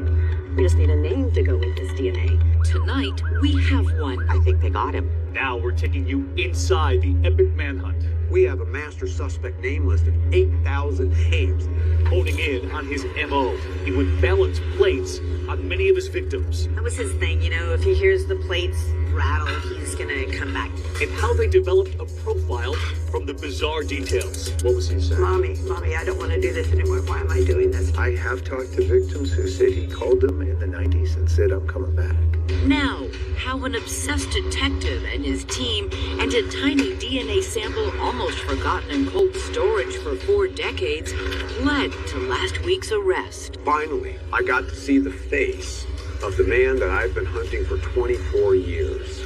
And you won't believe the man authorities say is behind the mask. I'm Elizabeth Vargas. And I'm David Muir, and this is 2020. And ABC's Whit Johnson tonight reporting this hour. He's been on this story from the start. And he begins tonight with the words from an author who spent much of her life obsessed with this case. Control was this offender's chosen language. It was in the bindings, the Blitz attacks. He ruled in the houses he sneaked into. A static mask imposing horror. Tuesday, October 5th, 1976. It was about 6:30 in the morning. My husband had just left for work. My 3-year-old son hopped in bed with me for a snuggle. Within 1 to 2 minutes, I saw a flashlight shining down the hall, and I screamed out to my husband, "What have you forgotten?" Next thing I knew, I looked up, and there was a man shining this flashlight in my eyes with a ski mask on, holding a large butcher knife. He told us with clenched teeth, "Shut up, or I'll kill you." She would soon become victim number 5. But before that terrifying morning, she was simply Jane Carson, a 30-year-old nursing student at Cal State Sacramento, living with her Air Force pilot husband and their young son in the suburb of Citrus Heights. Life was very good back then. Just a normal routine, getting up in the morning, taking my son to daycare, then I would go to school, come home, fix dinner. That month's #1 song was Chicago's If You Leave Me Now. If you leave me now, you'll take away the biggest part of me. Rocky was due to hit theaters. A new president, Jimmy Carter, was on the cusp of election, and Sacramento was still an up-and-coming capital city with a small-town feel. It was a sleepy town, friendly, safe. People didn't lock their doors. You could park your car in the driveway and you could leave it unlocked. You could leave the keys in it. And you didn't worry about your safety. That was until 1976. For Jane, her once secure home would soon become her prison. The next thing is he gags us, blindfolds us, he ties us up with shoelaces. He started ripping sheets or towels, I'm not sure. But it was very methodical and it was very slow. That tearing sound, he's doing that purposefully because he knows the victims can hear that. He wanted to inflict absolute fear and suffering in these victims. And that was his primary goal. his next move was to move my son. But this is where the fear really took place. My heart was pounding through my chest, and I just prayed, dear Lord, please, please let my son be safe. And he came around and he untied my ankles. I wasn't paying attention to the rape. I was paying attention to what had he done with my son. After the assault, her son is put back in bed with her. I could feel his body, and then I was relieved. And then he said, "Don't move, or I'll come back and kill you." Then he goes into the kitchen, and he starts rattling pots and pans. It's like he's cooking something. And I went, wow, this is really off the wall. This is really weird, strange. When her attacker finally leaves, the sun is rising. Jane and her little boy still bound in bed. Then she breaks free. And when I got my blindfold down, would you believe that my 3-year-old was asleep? That was God's protection for that child. Carol Daly, a detective with the Sacramento Sheriff's Department, was one of the first on scene. By the time our patrol officer got in the area and started looking for him, he was nowhere around. Nowhere close. No. There had been 4 similar attacks in Sacramento in recent months. At what point did you realize you had a serial rapist on your hands? With Jane Carson, when we looked back and realized she was number 5 of similar rapes. In each case, the same meticulous, petrifying M.O. He always had a mask on. He always had gloves on. Sometimes he would break into the house the night before. Part of that is probably to figure out the layout of the house. He would be in there anywhere from 1 to 3 hours in the assault. They could hear him going into the kitchen. He would eat food. He would drink a beer. This was about power for this guy. This was not about sex. He's thinking to himself, I'm king here, and I'm just going to relish that feeling. So he would just make himself at home. Knowing that he had the victim secured. He would find their wallet. He would take their driver's license. He said, I know where you live. I know who you are. He took rings off of the victim, take some of the jewelry, anything that would be a memento for him to look back and say, that was my victim. And he's simply driving a stake through people's psyche. After Jane's attack, there are 3 more rapes just that month. Police have been keeping them quiet, certain they would soon solve the case, but public safety was at risk and rumors had begun to spread. It was almost like wind through the trees. Everybody knew something was going on, but nobody knew exactly what. The sheriff decided that we would hold community forums. If you are going to defend yourself, you must injure your attacker. I had no idea there were going to be several hundred people that would show up. Concern over rape is mounting in this community. I live alone and I would like to learn how to protect myself. I imagine a lot of women in the area are scared and are nervous. Terror gripping the city. Residents desperate to protect themselves from a madman, now dubbed the East Area Rapist. People in these quiet East Bay suburbs have wondered and worried. Wondered about why the police can't catch the rapist and worried about their own homes being violated. Locks were flying off the hardware shelves. I don't like it. It's getting too close to home. I put locks on my doors. People moved in just last week. Gun sales soared. They just want to protect themselves and protect their families. I have a gun, but I still don't feel safe being, at home alone. Every day in the newspaper, it was number 8, it was number 10, it was number 15, 20, 28, 30. It just kept going on and on and on. This map of the area showed the rapist's brazen ability to strike wherever and whenever he wanted. This particular rape happened within 1 block of another rape. The initial attacks are on women, home alone or with their children. But then, the East Area Rapist shifts his target to couples. It tells me that this guy has a self-confidence in his abilities to be able to go into a house with the threat of this male present and take control. One of the town meetings addresses the new development. A man stood up and said, I don't believe somebody could be raped if a man was in the house. What happened to him? Well, several months later, he and his wife were victims of the East Area Rapist. It's chilling to think that this guy said, oh yeah, really? You think you can protect your wife? And then he attacked them. I believe the rapist was in that room and followed him home. It's a completely devastating story of predatory evil connected to the psyche of the town in a way I've never seen before. But Billy caught. this area will continue to live in fear. This one man could change a city. Next. I was fortunate that I was number 5 because after my rape, he became much more aggressive. As time went by, we felt that our next call was going to be to a homicide. Stay with us.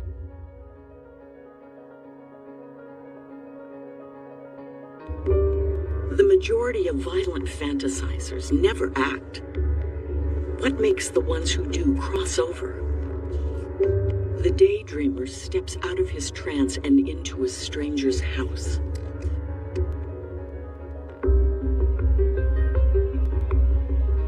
Every time the East Area Rapist strikes in the new city, the police switchboard lights up.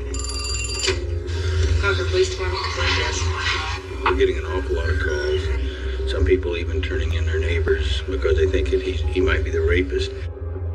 It's the fall of 1977. Sacramento, California is under siege. A violent serial rapist on the prowl. With this guy, the next rape could be anywhere.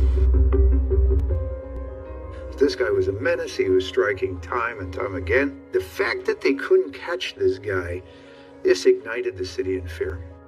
A lot of people are buying guns. The cops say that's a bad idea, noting the weapons are a bigger danger than the rapists. This spunky 13-year-old named Margaret Wardlow couldn't get enough of those headlines.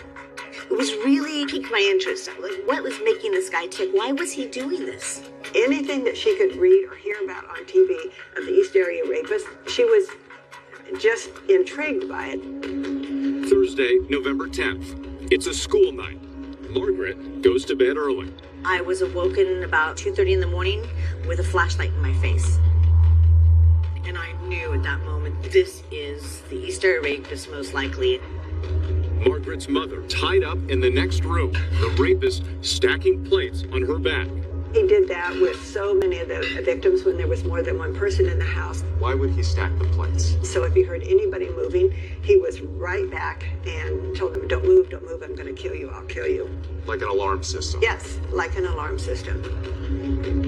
The whole time he'd been threatening me, he'd been saying, do you want to die? And I answered him very clearly, saying, I don't care. He said, I'm going to kill you, and you told the serial rapist, I don't care. I knew by telling him this, he most likely would leave sooner than later. He wasn't getting what he wanted. He wanted fear. He wanted to see fear in me. Margaret was probably the strongest young victim I have ever talked to.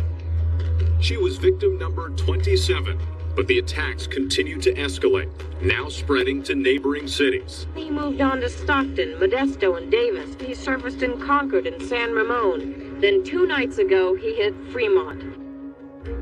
The East Area Rapist taunting his victims even further with chilling phone calls.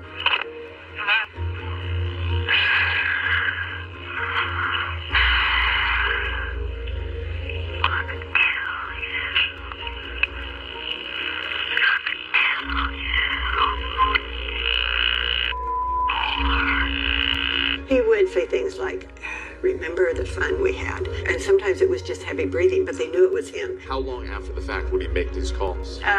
Sometimes it was within a week, and sometimes it was years later. So it's as if as soon as a victim started to get comfortable, he would circle back and try to prolong the fear and suffering. He did everything he could to make sure that he tormented them for the rest of their life.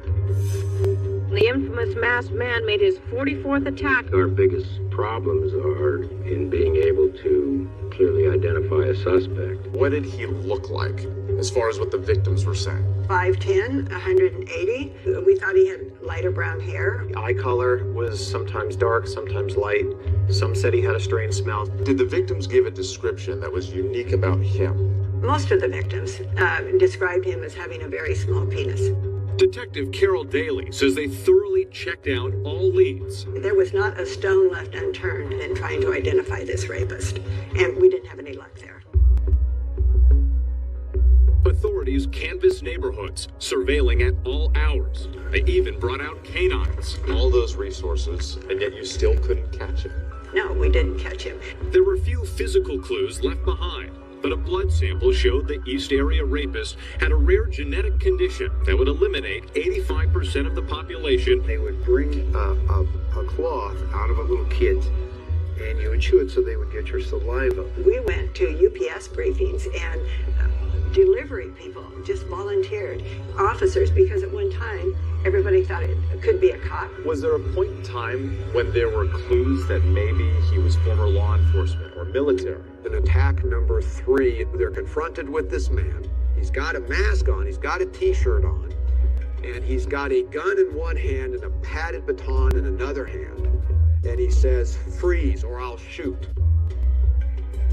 When you look at his tactics, he definitely had an understanding of how law enforcement would respond to this type of attack. He understood how law enforcement would investigate that. Well, he was definitely good at getting away with it. He was very good at getting away with it. And there is something else striking. The East Area rapist reportedly said during one of his assaults, a name. He is sobbing and saying, "I hate you, Bonnie. I hate you, Bonnie," over and over. What was the significance of that? That he had some significant female in his life named Bonnie, and he had some anger against what Bonnie had done to him. And he's taking that anger out on this victim that he's raping. The only thing we really know about the East Area rapist is that he's a pro. He's been at this for 4 years now, and still, nobody even knows what he looks like. We felt that our next call was going to be to a homicide. We really felt he was ready to kill. Suddenly, the spree of sex assaults stopped abruptly in 1979 with no rhyme or reason. What investigators didn't know was their biggest fear had come true. The rapist re-emerging in Southern California, now a killer. It can happen to you, and it apparently can happen without reason or motive. 10 murders in succession, earning him the nickname Original Night Stalker. Among the victims, prominent attorney Lyman Smith and his wife Charlene. Daughter Jennifer was just 18 at the time. He was bigger than life. He loved to laugh. Charlene was vivacious, musical, loved to cook. She had a flair for style. They had been bludgeoned in the head with a log that had been collected from a woodpile outside the house. It was horrible to think you're blindfolded, your hands are bound, they're behind your back. Charlene's body was processed for sexual assault evidence, and semen was found. Police preserved that semen sample from Charlene Smith's rape kit. It would take 17 years to match the killer's DNA to the DNA collected at 3 other murder scenes. So they worked them independently for many, many, many years. It wasn't until the advent of DNA technology in the mid-90s that they were able to link a crime. Then, 4 years later, in a stunning development, authorities are finally able to connect the original Night Stalker to the East Area rapist. This serial offender was probably one of the most prolific, certainly in California, possibly within the United States. Your serial rapist in Northern California was the same serial killer they were dealing with in Southern California. How significant was that development? Holy smokes, this is like the big break, because they got more insight, 50 cases worth of investigation. Now they know the rapist and the killer are one man. A 10-year crime spree spanning 500 miles, at least 12 murders and 50 rapes, investigators say, now rebranded as the Golden State Killer. We have his DNA. We just need a name to go with his DNA. How a genetic roadmap led investigators to an alleged criminal mastermind. The DNA came back, and it's looking like it's him. Next.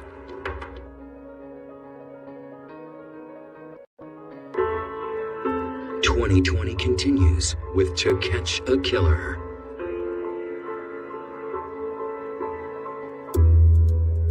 It was a power play, a signal of ubiquity. I am both nowhere and everywhere.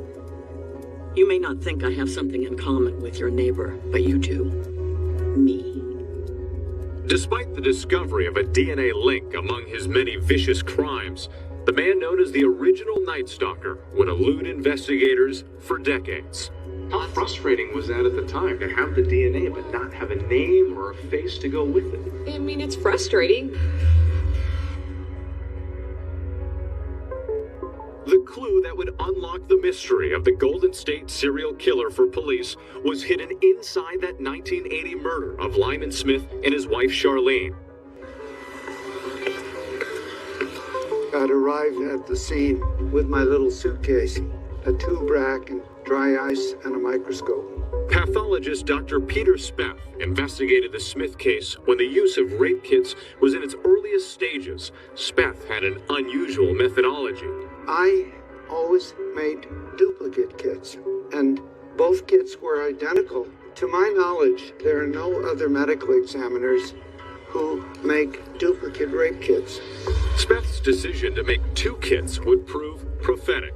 That turned out to be a gold mine for us, because that second kit had sat in the coroner's possession for 38 years untouched.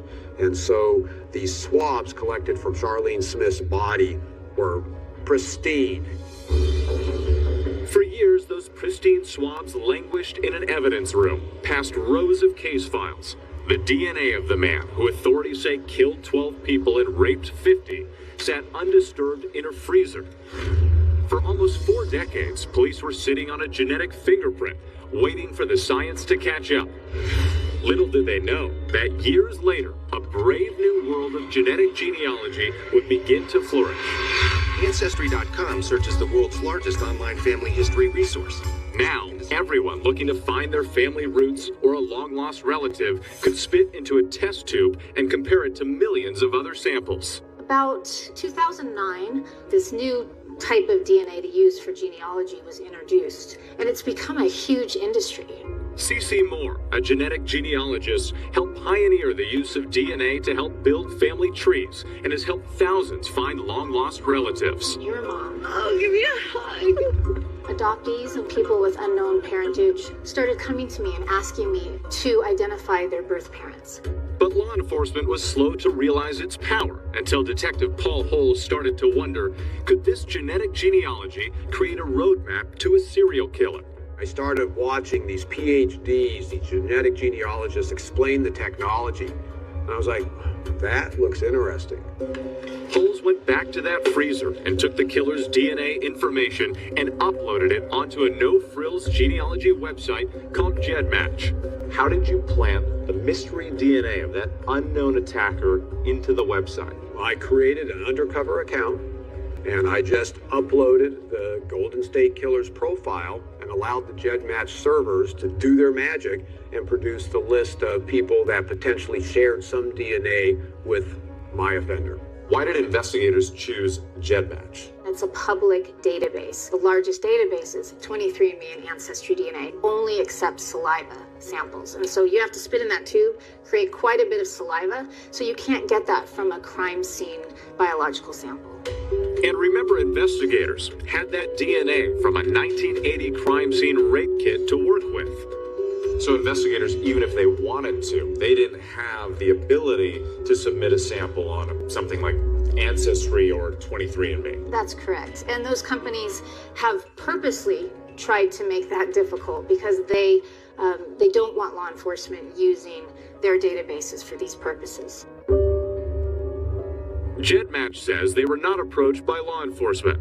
Their policy statement says users should expect their information will be shared with other users. And despite the GEDmatch database being significantly smaller than 23andMe and Ancestry.com, Detective Holes got lucky. I got a list of individuals that shared DNA with the offender on the order roughly of third cousins to fourth cousins. Holes spent months building out family trees, working with a team of investigators, including a genetic genealogist. They pored over obituaries, gravesite locators, census records, and DNA databases to begin a process of elimination. In the end of this painstaking process, narrowing down, sifting through the family tree, how many people did you end up with in your final group? We start looking at his geographic profile and seeing that he has a Sacramento area connection and a Southern California area connection. We're evaluating these people that were of the right age, They are of the right physical size that we knew our offender to be, somebody who's roughly 5'8", 5'10", 160, 80 pounds. We had settled on roughly 5. How do you narrow in on Joseph D'Angelo? We started focusing on Joe D'Angelo because he looked better than the remainder. But still, at that point, he wasn't a prime suspect, was he? No, in fact, he was just somebody who rose to the level, as many people have. It wasn't anybody thinking, this is the guy. To narrow the focus, police knew they needed to get fresh DNA from D'Angelo to match against that 1980 sample. How did they get the DNA from him? By a surveillance team that watched him for days. And when he went to a public location, he discarded some of his DNA at that public location that was then collected.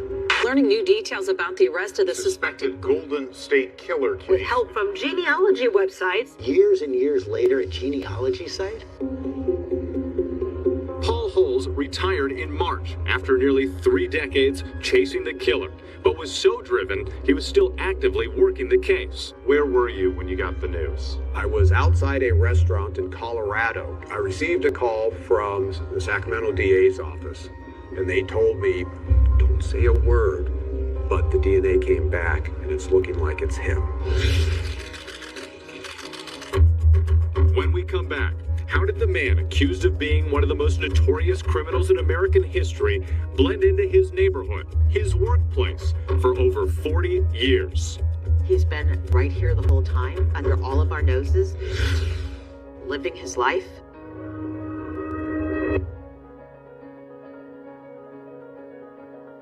Most violent criminals smash through life like human sledgehammers.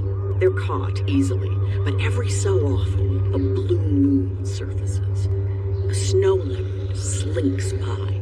The reason that he has evaded capture for so long is that he's so evidence savvy. After an hour and a half, it was over, and he fled without a trace. It was like he knew every step that law enforcement was doing all along. With this guy, the next dream could be anywhere. In my estimation, he's the most prolific major crime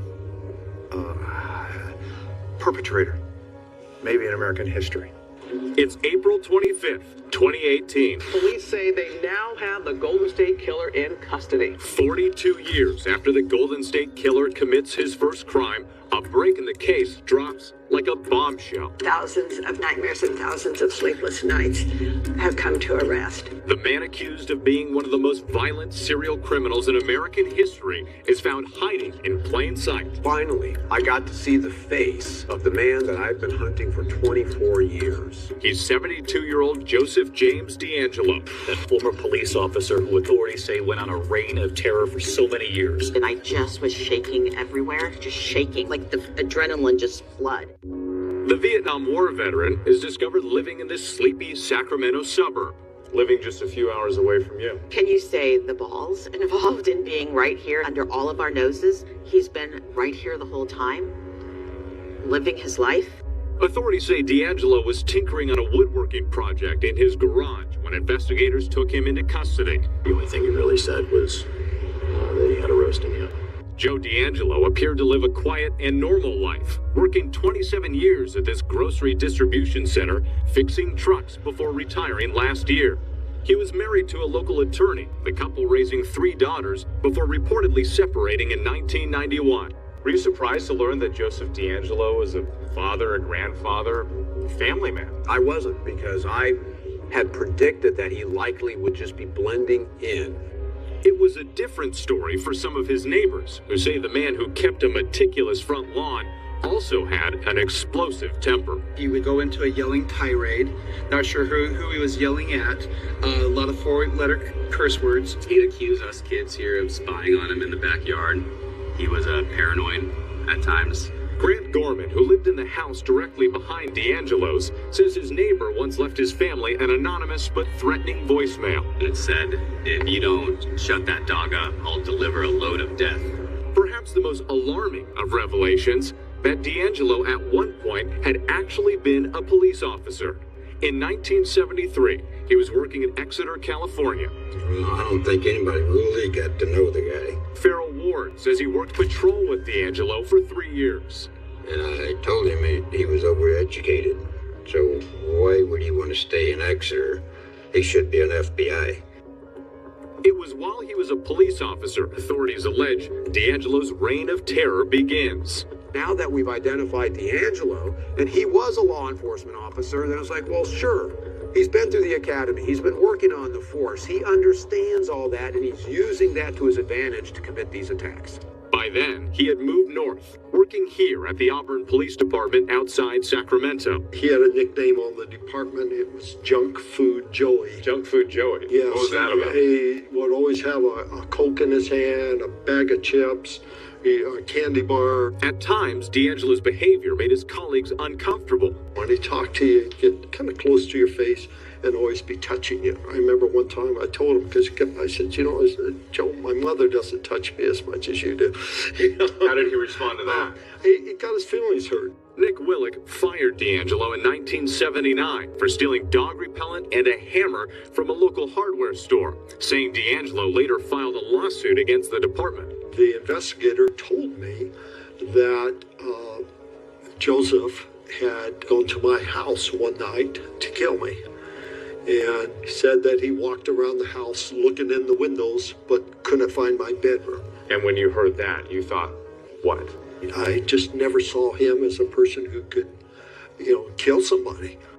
But Willick says looking back, he now remembers something else. A short time after he had been fired, I woke up one morning and my daughter said, Dad, last night there was someone looking in my bedroom window with a flashlight. Did you think that could have been Joseph D'Angelo outside your home? No, I did not. I did not. There is one more chilling detail that helped investigators target their suspect. Remember that mysterious name, Bonnie? The name one woman told authorities her rapist cried out. Could that hold the clue to the Golden State Killer's rage? You thought this guy had a grudge. He had a grudge. And we didn't know, was Bonnie his mom, a wife, ex-wife, girlfriends? We just knew that there was a Bonnie in his life. Tell me how Bonnie's name later on helped you zero in on Joseph D'Angelo. When we're looking at Joe D'Angelo, we run across a newspaper article of an engagement to a Bonnie back in 1970. So now we have a guy that has a Bonnie in his life, and we couldn't find any indication that they ever got married. Now, after linking the Golden State Killer to 12 murders and 50 rapes, could there be more surprises for investigators? It's possible there's attacks out there that we haven't linked to him. When 2020 continues.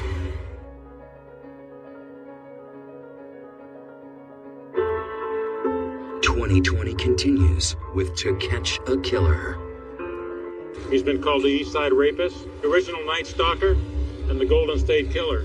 Today, it's our pleasure to call him Defendant. It was the first of likely many appearances before a judge last week as Joseph D'Angelo was rolled into a Sacramento courtroom. In custody, D'Angelo. The 72-year-old appeared sullen and feeble, barely enough energy to respond to Judge Michael Sweet. Is Joseph James D'Angelo your true and correct legal name? I'm sorry? Yes. Cuffing him to the wheelchair seemed almost pointless, his eyes barely able to stay open as the charges were read. I think that he was either tranquilized or it's all an act. I don't believe it at all. Completely fake. Thought it was a big show. Yep. This is a physically capable 72-year-old man. For him to be in that wheelchair, based on what was seen in the week prior, he's faking it. The week before he's arrested, he was seen riding a motorcycle? Yes. He's the ultimate tactician. And now he is employing a strategy to get sympathy. I'm a frail old man. So far, D'Angelo's been hit with 8 murder charges spread over 3 counties. On this day, 2 counts for the 1978 double homicide of Katie and Brian Majori. No bail and a public defender. Couldn't speak. She had to lean in and touch him to hear his words. When you hear his neighbors, he could be heard shouting in anger. Come on, dude. Let's make it a fair fight. Let's go. Stand up. Frail or not, D'Angelo will likely avoid prosecution on the 50 rapes he's suspected of. He raped a 29-year-old housewife. There was a knife used, and he was wearing a mask or hood of some sort. The statute of limitations has long since expired. But there's no statute limitation on murder. It took him 40 years, but they found him. And now he's gonna pay. If convicted, he could face the death penalty.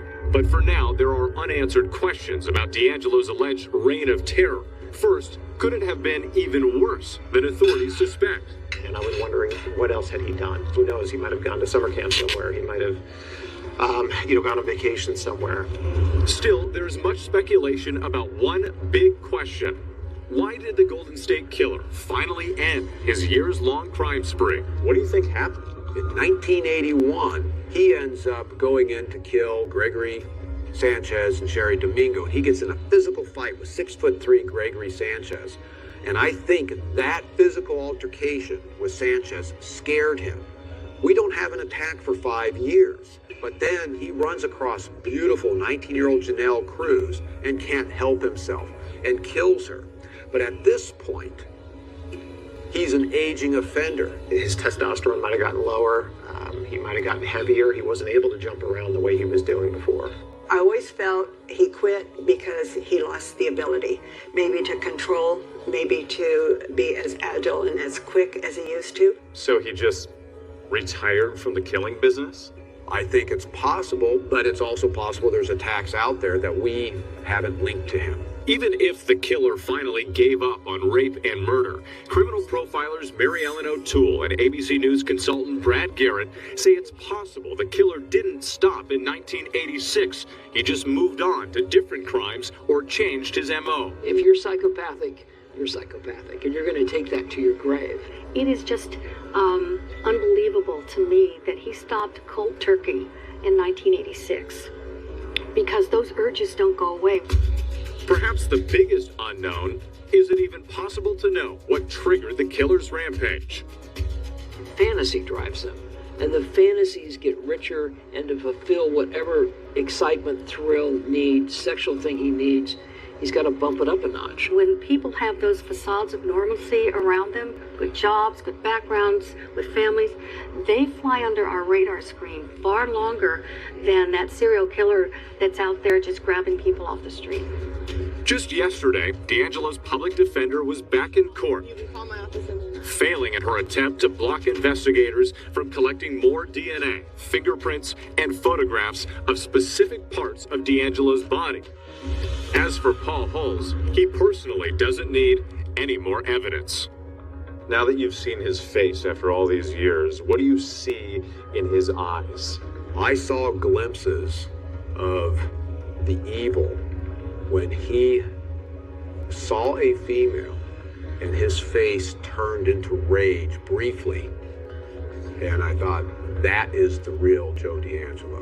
When we return, the sister survivors of the Golden State Killer speak out. No matter how cold your case is, it's not hopeless. Stay with us.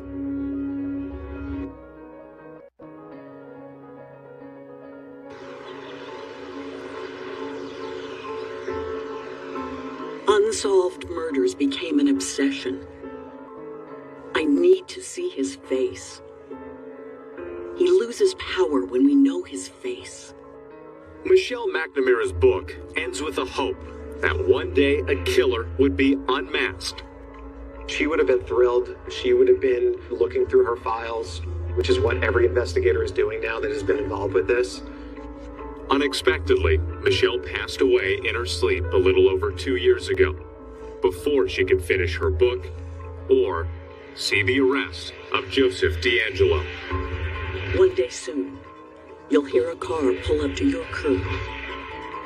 You'll hear footsteps coming up your front walk. This is how it ends for you. Open the door. Show us your face. Walk into the light. It's been 42 years.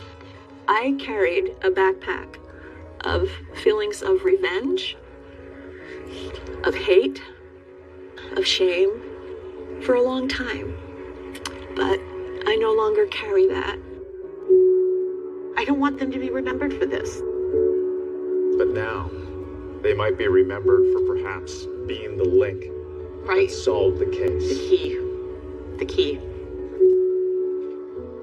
This is indeed a game changer because every law enforcement department in the country, maybe in the world, just realized the power of genetic genealogy. I've kept a big binder of information just so I could be able to answer questions over the years, and pretty soon I can burn it all. It'll be gone. कोई चावल रत्ना दे असी माया टुर जाना तुसी मालक वतना दे असी माया टुर जाना असी माया टुर जाना तुसी मालक वतना दे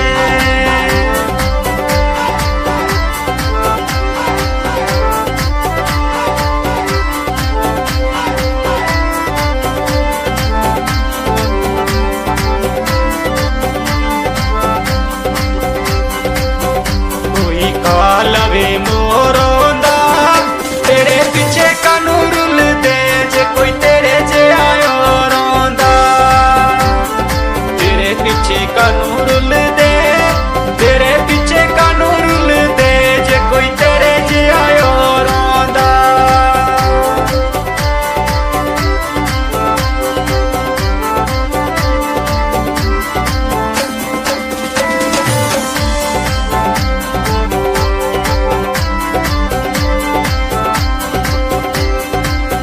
कड़े उत्ते जा बैठा आया सी मेहमान जना डोला अखियां वेला बैठा आया सी मेहमान जना आया सी मेहमान जना डोला अखियां वेला बैठा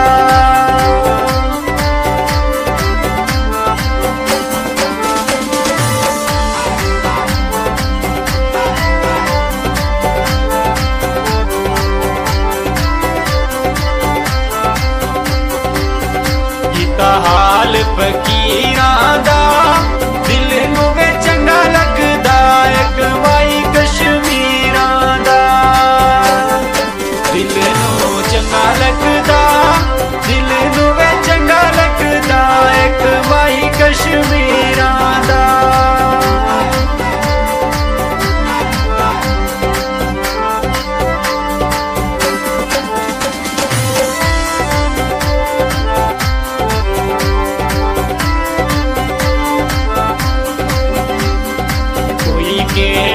सब चिलसा जिंदगी ते मेल चना रही जिंदगी ते फिर मिलसा जिंदगी ते मेल चना जिंदगी ते मेल चना रही जिंदगी ते फिर मिलसा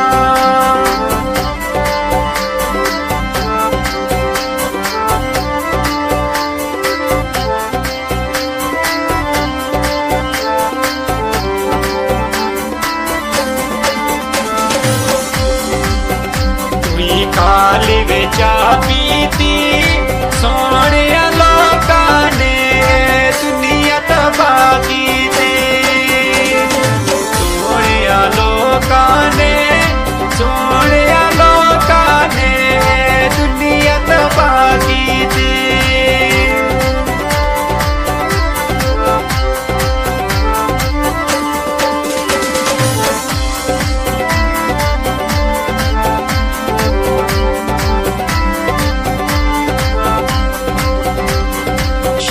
गड्डियां दे काले नी असी हुण टुर वचले तुसी रब दे हवाले नी असी हुण टुर वचले असी हुण टुर वचले तुसी रब दे हवाले नी कोई चावल रत्ना दे असी माया टुर जाना तुसी मालक वतना दे असी माया टुर जाना असी माया टुर जाना तुसी मालक वतना दे